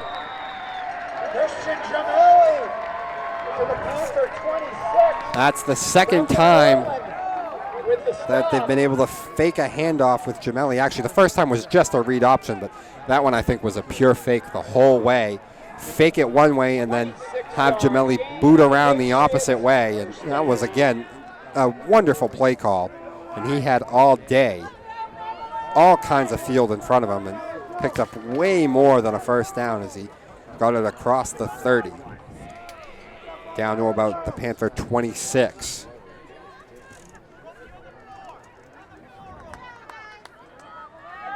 With that first down, now the clock continuing to tick away. Down under a minute and a half now. Jamelli back to pass. Has number 12 open, and he's going to opt to go the other way. And another very well-designed play, as Jamelli actually had 2 wide receivers open. First down, Concord-Carlisle, 8-yard line. He opted to throw the ball to Cam Ladd, number 22, who was eventually brought down by Malumba. I will say, though, a little bit fortunate they had Charlie Robichard actually open down the seam with what could have been a touchdown.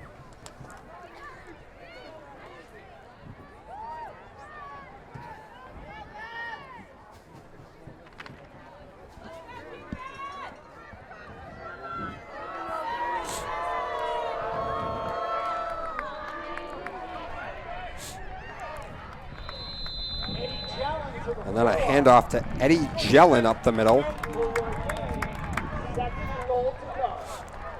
He picked out maybe about a yard, second. So it'll be 2nd and goal, 4 yards to go.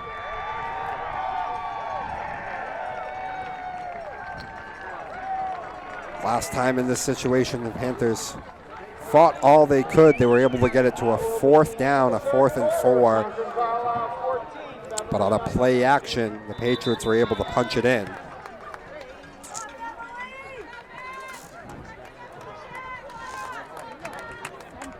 Come on, Beverly, let's go. Come on.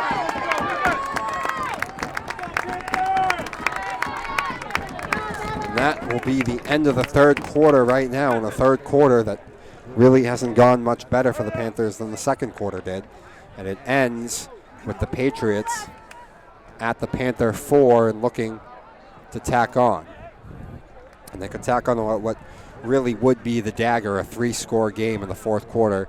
Just seems kind of insurmountable. So needless to say, huge, huge next couple of plays now in this game.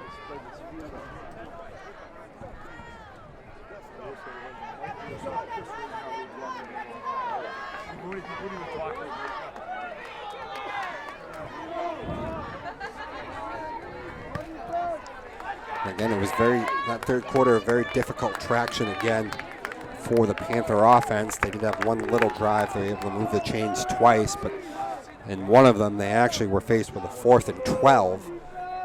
So by no means was even picking up those two easy. And eventually the drive stalled out as they were faced with another 4th and long, and they couldn't convert it that time. Pascarosa looked for Duncan over the middle of the field on a crossing route, but it was incomplete.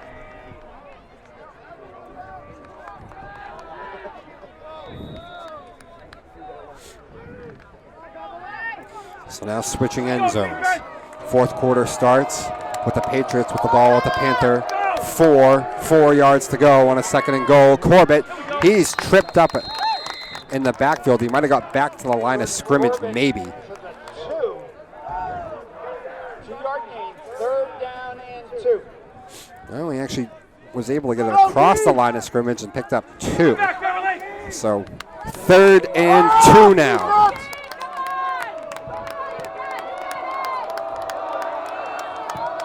Desperate need of a miracle. A goal line stand with only 2 yards to go. Gemelli looking at taking himself. I don't think he got in. The Patriots sure think he got in. Oh, and he did get in. So 2 yards to go. Christian Gemelli on the keeper punches it in for what looks like it could be the dagger, as now the Patriots are up 20-0.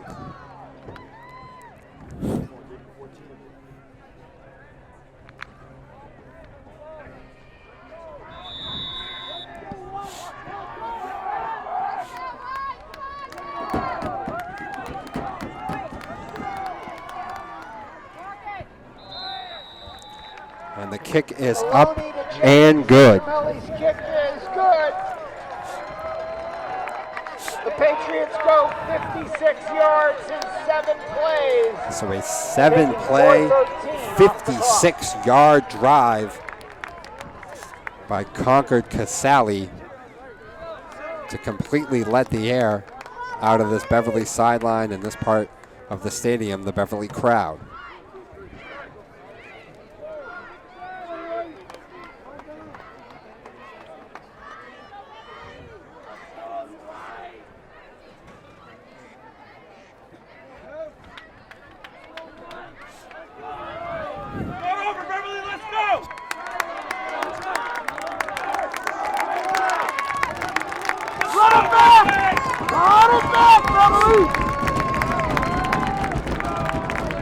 So 10-19 to go. We do have 2 great athletes back there to receive this kick, Duncan Moreland and Marge Malumba. You got to hope maybe Beverly can catch lightning in a bottle and get a special teams touchdown. They've done it multiple times this year.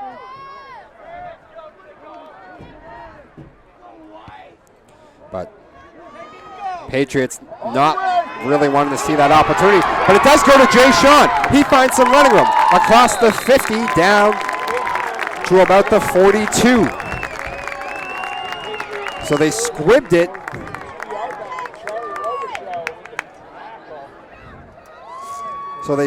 To try and keep it out of the hands of Duncan and Marge, but it did end up going right to, I think it was Jay Sean, and he's a sensational runner in his own right.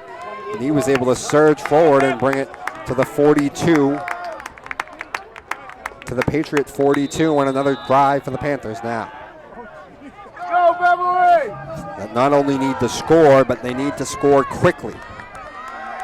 And let's see just how fast Andrew Morency is deciding to air it out now, and right away he is. And Anthony Pascarosa was looking for Duncan Moreland deep down the field, but I'm sorry, he was looking for Mike Rhodes, but there was nothing there. There was nothing really but maroon, and he's very fortunate that that ball was not intercepted.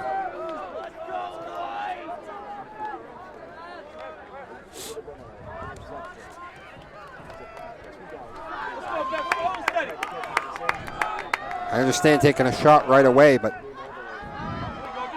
maybe let's work the short game, and he does. A screen to Duncan. Drops Duncan Moreland on the reception. a screen to Duncan, but that's going to be it's going to be no gain.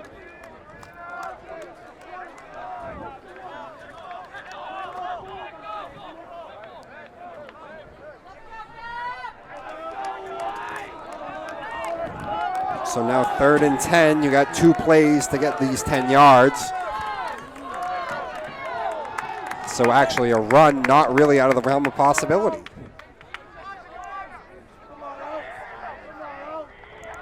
Pascarosa back to pass. And he just throws one up, and it's incomplete. Pass intended for Duncan Moreland. Max Hamlin, Christian Gimelli on the coverage. 4th down. And I think panic is starting to set in a little bit for the Panther offense, trying to get all of them back in one play. Now you have to air it out. There's no doubt about that. This is the 4th quarter. You're down 3 scores. You don't necessarily need to throw the ball deep every single time. We can work some shorter passes, some slants, curls, stuff like that. But they've opted to really, really air it out on these throws, and so far it has not worked, and now they're faced with a 4th and 10. Trips to the far side, 2 guys bunched up in it.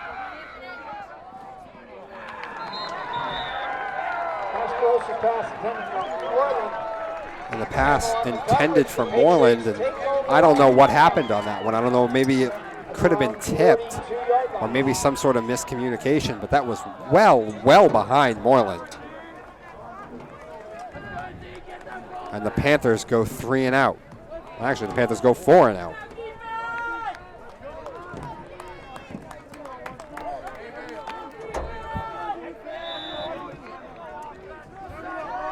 So the Patriots will take over again now, turnover on downs, and they'll start at the 42.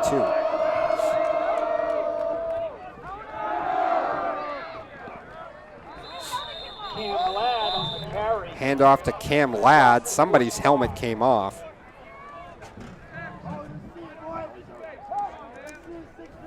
Chris Curran on the stop. 4-yard gain, 2nd and 6. And Chris Curran's helmet came off. So I'll have to go to the sideline on this play. I'm sorry, Brandon Pratt. Get the ball, defense!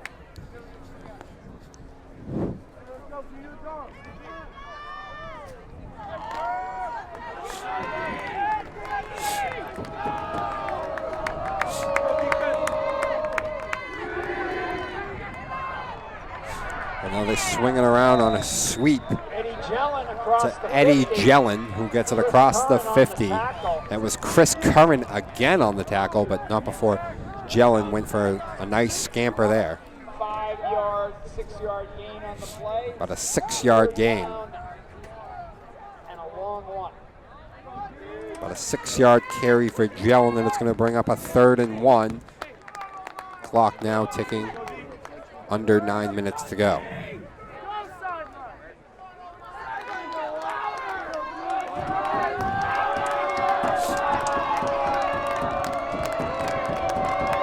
Beverly sideline getting around, trying to will a stop. It looked like Eddie Jellin again. I don't think he got it. No gain on the play. Duncan Moreland drops him basically at the line of scrimmage. And the Panthers call a timeout. 4th down and 2. He actually dropped him for a loss, so it's a 4th and 2. So the timeout comes, it looks like about 8:38 to go, and a 4th and 2 at the 50.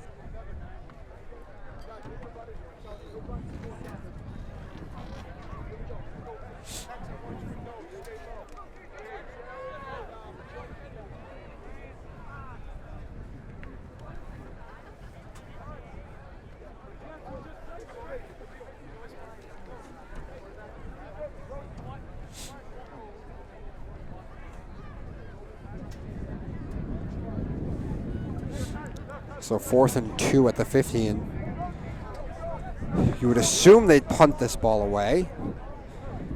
But up 3 possessions, maybe he thinks he should go for it just to completely iced the game away.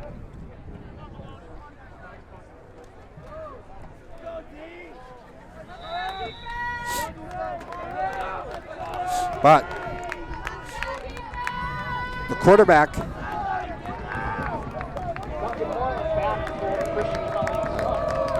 Christian Gemelli, will punt this ball away to Duncan Moreland.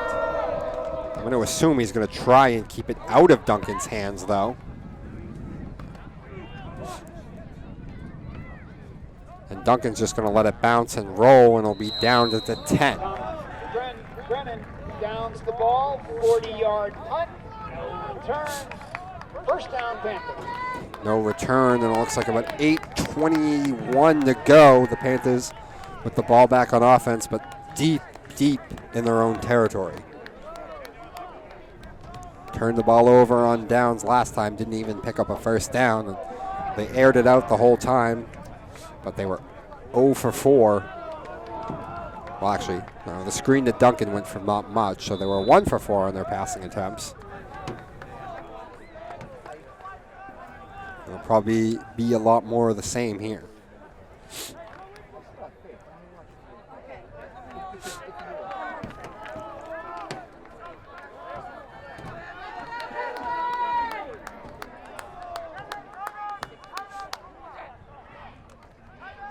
Now they bring Duncan in motion. They're going to roll Pascarosa out. Throwing. And he's got him. Pascarosa's pass complete to Mike Rhodes. They had Mike Rhodes as they rolled Pascarosa out. And 31-yard line, 21-yard pass play, first down Panthers. had Mike Rhodes run along the same way on a crossing route, and a nice completion. Takes him out to the 35. Pascarosa in trouble. Looking for Moreland. There was nothing really there, though, when he sailed it over his head. Second down. So 2nd and 10.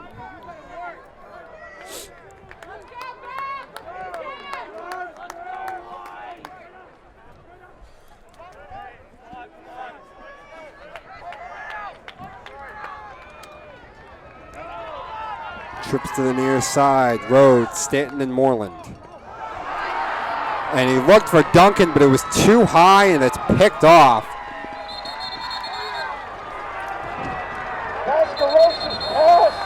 Picked off by Cam Ladd. That's the 2nd interception of the day for this Patriot defense. And he had Duncan on a little slant in the middle of the field, but he just overthrows him, and it ends up right in the arms of Cam Ladd to put this one to bed. 17-yard return on the interception.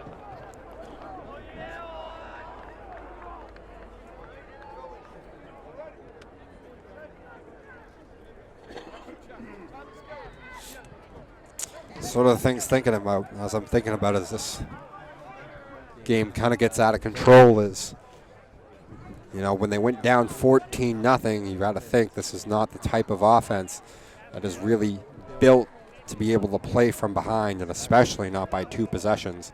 This is not Swampscott. This is not Lynn English. We don't air the ball out. It's not a spread team that's going to throw the ball a lot. So when you're down 2 possessions like that, it's very, very tough for this kind of offense. And it's a very good offense, and it's very good at keeping the ball out of the hands of other offenses, which is good in its own right, but it's just not an offense that is built to play from behind. And once they went down 14-0, I think it looked very, very, very obvious of that. So now with 7:57 to go, the Patriots deep in Panther territory after the interception and return. Eddie Jellin on the carry, Duncan Moreland on the tackle. There is a flag. Duncan tackles Eddie Jellin before he could really get going. There's a flag anyway, and I think it's going to be hold against Concord to push it back.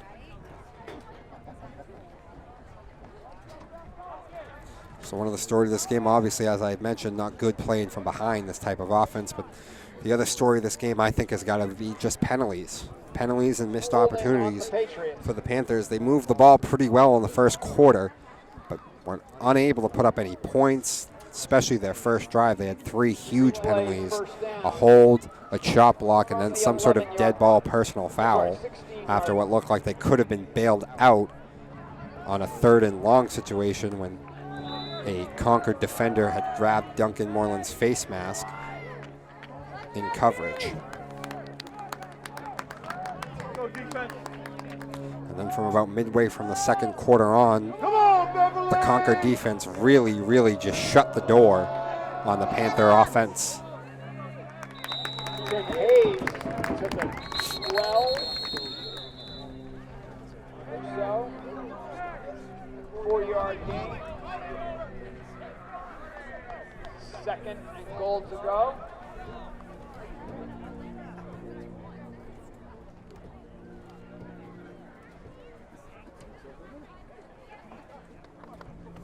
I believe the timeout was called by the Panthers.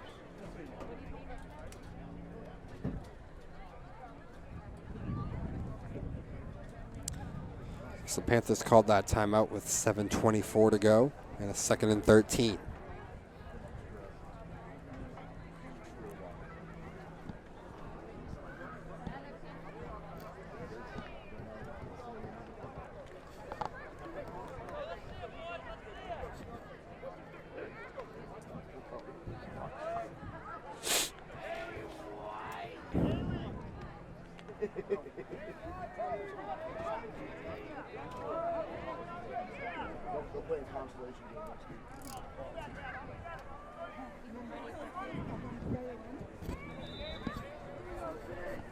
Is there another game after this one? Consolation game?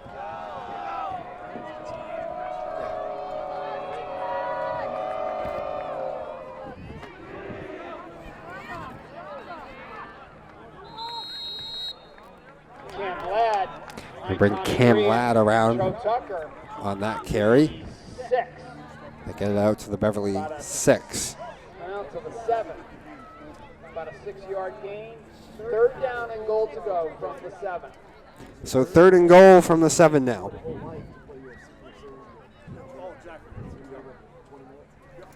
Concord looking to tack on some style points.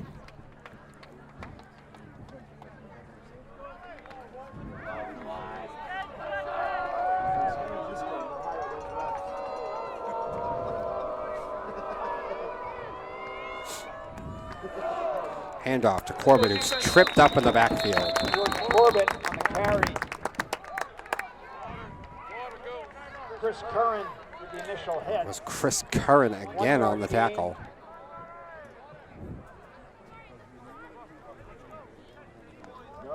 Timeout, Panthers. And Beverly will call another timeout to stop the clock at 6:32.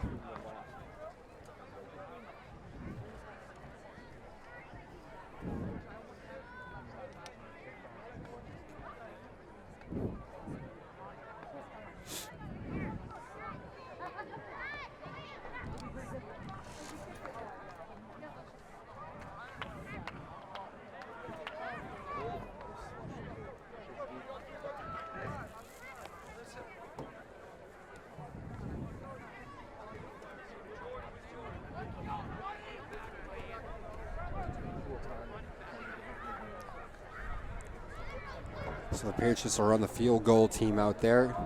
Their quarterback, Christian Gemelli, also their kicker.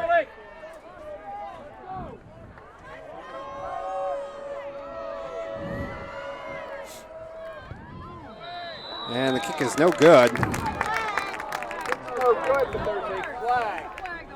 Oh, but there's a flag on the field, and I don't know if Beverly jumped off sides. On the Panthers.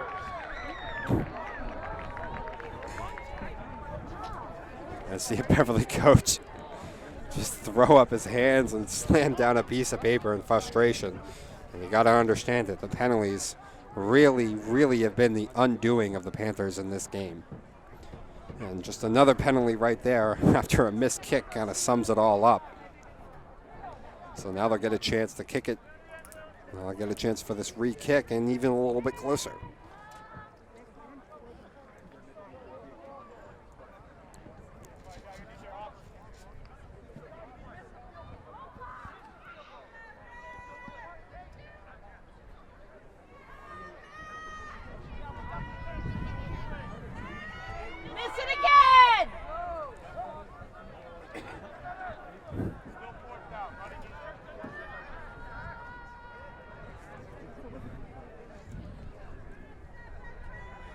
be 4th down from the 3-yard line.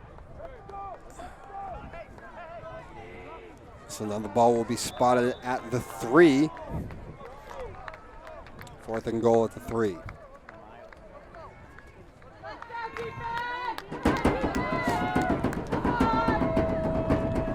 Instead of kicking it now, 4th and 3. At the 3, they will opt to go for it on 4th. And another penalty. This game has had a ton of penalties. And that one goes against Beverly as well. Offsides on the Panthers. And that'll bring the ball to about the 1. 4th down. And now Beverly completely imploding now. Bring Jellin in motion. Christian Gemelli is going to keep it himself. Try to bootleg it around. Did he get in? Touchdown, Concord-Carlisle! Gemelli Christian Gemelli! diving for the pylon, and he got it. And it's another Patriot touchdown, and it'll be 27-0.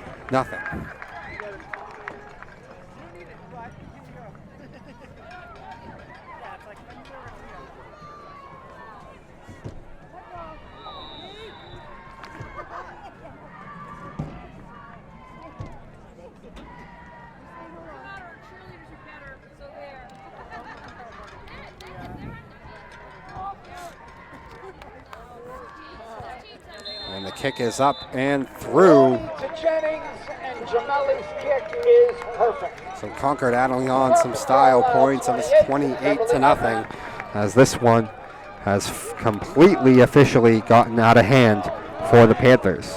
And I think they went into halftime down 14-0. I think this game really, when it really got out of hand, though, was that 3rd quarter. 2 possessions for the Panthers and unable to come up with any points. And then after that down 2 scores, then eventually 3 scores, and then you just have to drop back and throw the ball all the time. And I think that's really where this game got out of hand. And Beverly had their chances early on in this game. They moved the ball down the field pretty well in the 1st quarter. They were able to force a Patriot turnover, but they were unable to cash in on any of those. And then from about halfway through the 2nd quarter on, it has just been all Patriots, and especially all Patriots on defense, as they just completely shut down a Beverly offense that at times just appeared to be stuck in the mud.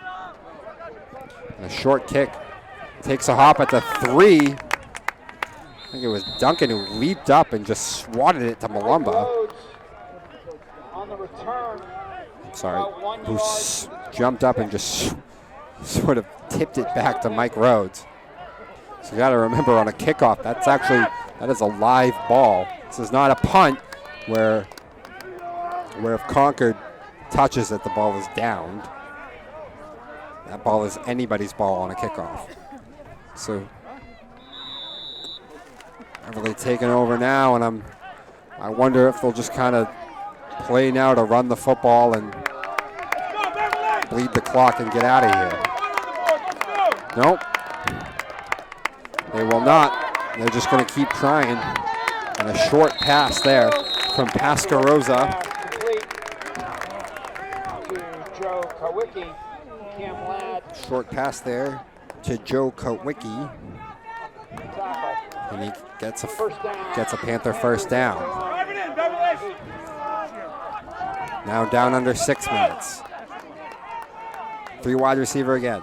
Pascarosa, they're going to wheel him out, and another little short pass on a first.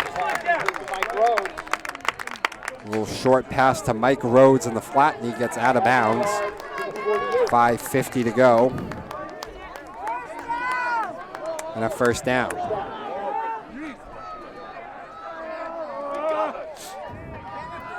Pascarosa, back to pass. Swings it over the middle of the field, off his wide receiver's hands, and into the hands of Cam Ladd again. His 2nd interception of the game, the 3rd pick of the game for the Patriot defense. There are multiple flags on the play. There's about 3 flags thrown on this play, so hold up for a second here, as we'll see if these will change any of the outcome of that play. Returned it 21 yards. But as it stands right now, it's the third interception of the game for the Patriots, the second for Cam Ladd, and he returned it. And returned it for about 16 yards. Down to about the Panther 38.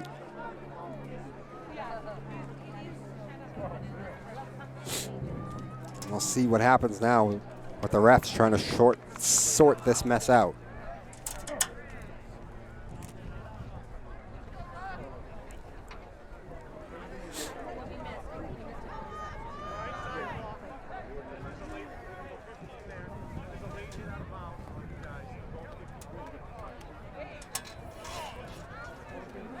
So I heard the refs. Live ball personal foul on the Patriots, and then a dead ball personal foul. So it's a on the live Panthers. ball personal foul on the Patriots, and then a dead ball foul on the Panthers. Offset, it will be first down, Concord-Carlisle.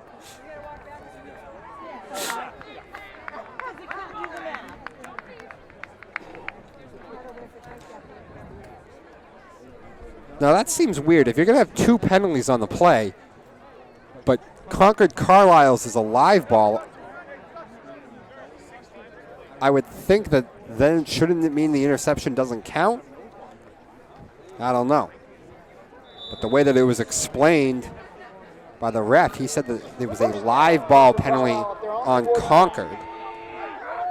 And then after the play, a dead ball foul on Beverly. So now a handoff to Cam Ladd. Rumbles forward for a few. And a fumble on another scuffle going on as Malumba got into it with Cam Ladd before a coach is able to... Get him out of the game! Get him off the field! Get him off the field, ref! And the anger boiling over here on the Panther sideline. And I think Malumba did something, but I think it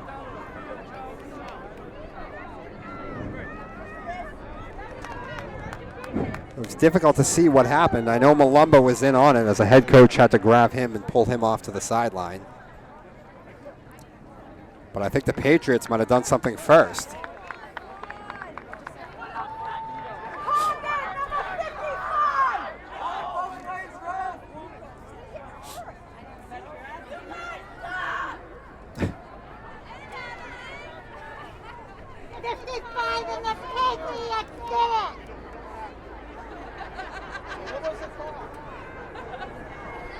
Personal foul on the Panthers. Beverly, they're not calling the first punch! Go for it! First down, Concord-Carlisle. So I guess the penalty was only on the Panthers and moves them all the way forward to about the 31. Off the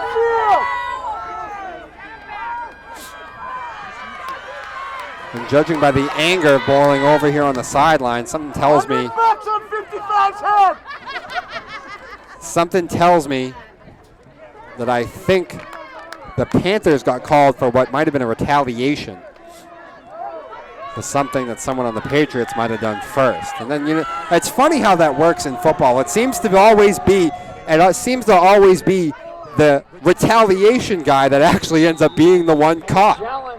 But as I'm hearing from the fans and everyone down there, they seem to be pointing at number 55 on the Patriots, who might have ignited that little scuffle. But as I said, what happens in football all the time is the second guy is actually the one that gets called, because they don't see the first one, but the second one, the retaliation is usually pretty obvious. And I think that might have been what happened that time.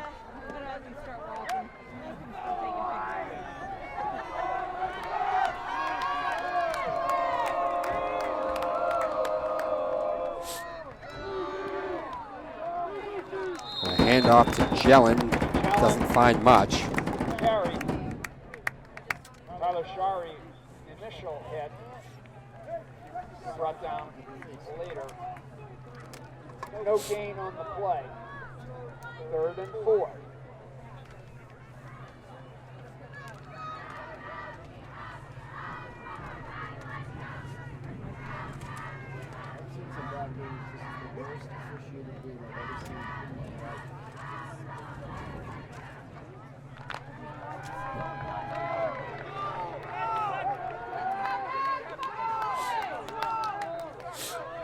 So now under 3.5 to go. In a game that has been, I mean, no other way to put it, a game that has been a complete disaster for the Panthers. This one definitely not going the way they probably drew this up. First down.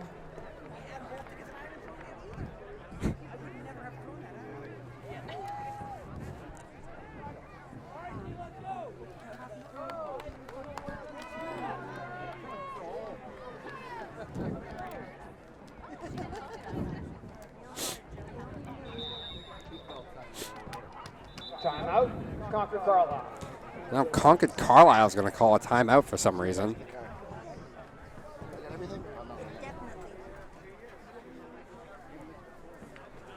Concord-Carlisle taking a timeout with 2:50 to go for some reason.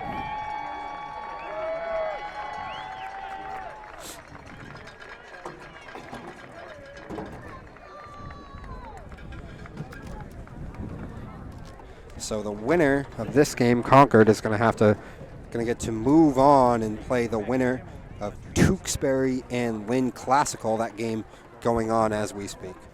Oh, correction, Lynn English. The winner of Tewksbury and Lynn English. That game in progress as we speak.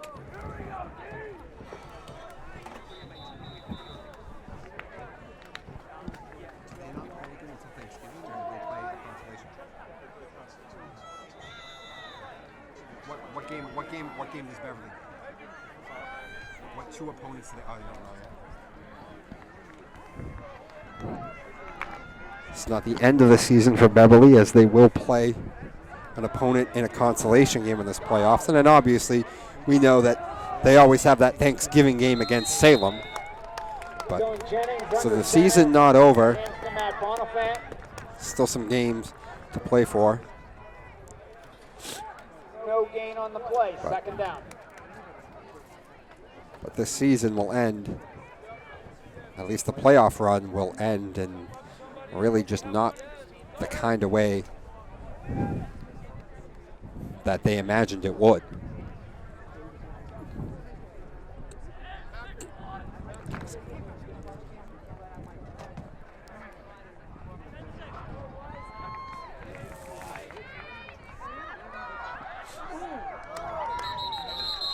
Bonnetan again on the carry.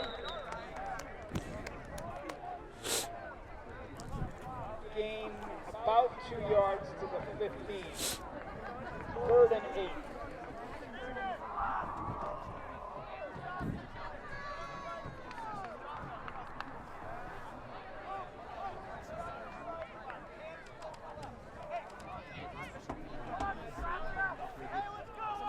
I will say Concord-Carlisle did play a very well game today, and especially on offense. I think there were some absolutely great play calls from their head coach, Mike Robichard, and the one that comes to mind with me is that got them their 3rd touchdown.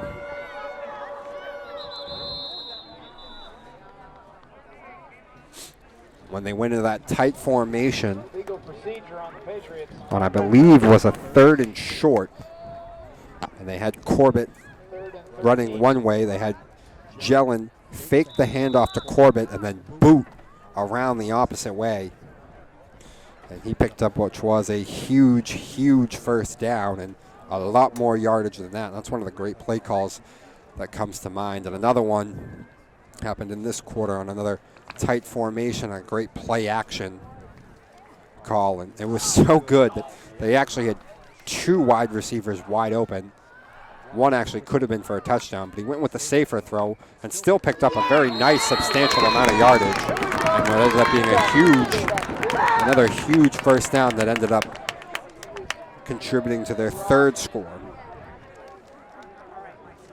Joe Kowicki. That tackle was made by Joe Kowicki on a huge loss. Up 4th down.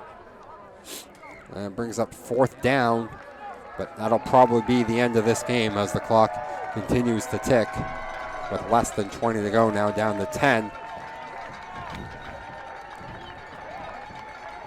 And that will wrap this game up in a game that, no other way to put it, really a complete disaster for the Panthers. It was ugly. It was dirty at times. Both teams having a few personal foul penalties and a lot, and even at times sort of questionably officiated. And I have to go back to that first quarter where I felt like Beverly had their chances. They moved the ball pretty well in that first quarter. They were unable to come up with any points. They even got a turnover, still not unable to come up with any points. Concord had gone right down the field on their first drive. After that, the Beverly defense did a good job of containing things, didn't allow any more points until about the second quarter, after what was the first of what ended up being a bunch of bad drives for Beverly, which ended with Anthony Pascarozzi being picked off by Kristen Jellin over the middle of the field, returned it back deep into Panther territory, and that set up what would be Concord's second score. And from then on in, things just got out of control for the Panthers. They didn't really find any traction on offense at all after that. They end this game, no points, 3 turnovers, 3 picks. Concord able to pack on, obviously, 2 more touchdowns in the second half. It ends with this one, Concord 28 and the Panthers nothing. As I said, the Panthers will play with will get another game, a consolation game here in this playoff system. I think 2 weeks more games before they'll end up playing Salem for Thanksgiving. But anyway, I'm Dominic, signing off for this one from Concord, Massachusetts. The final score here, the Patriots 28, the Panthers nothing.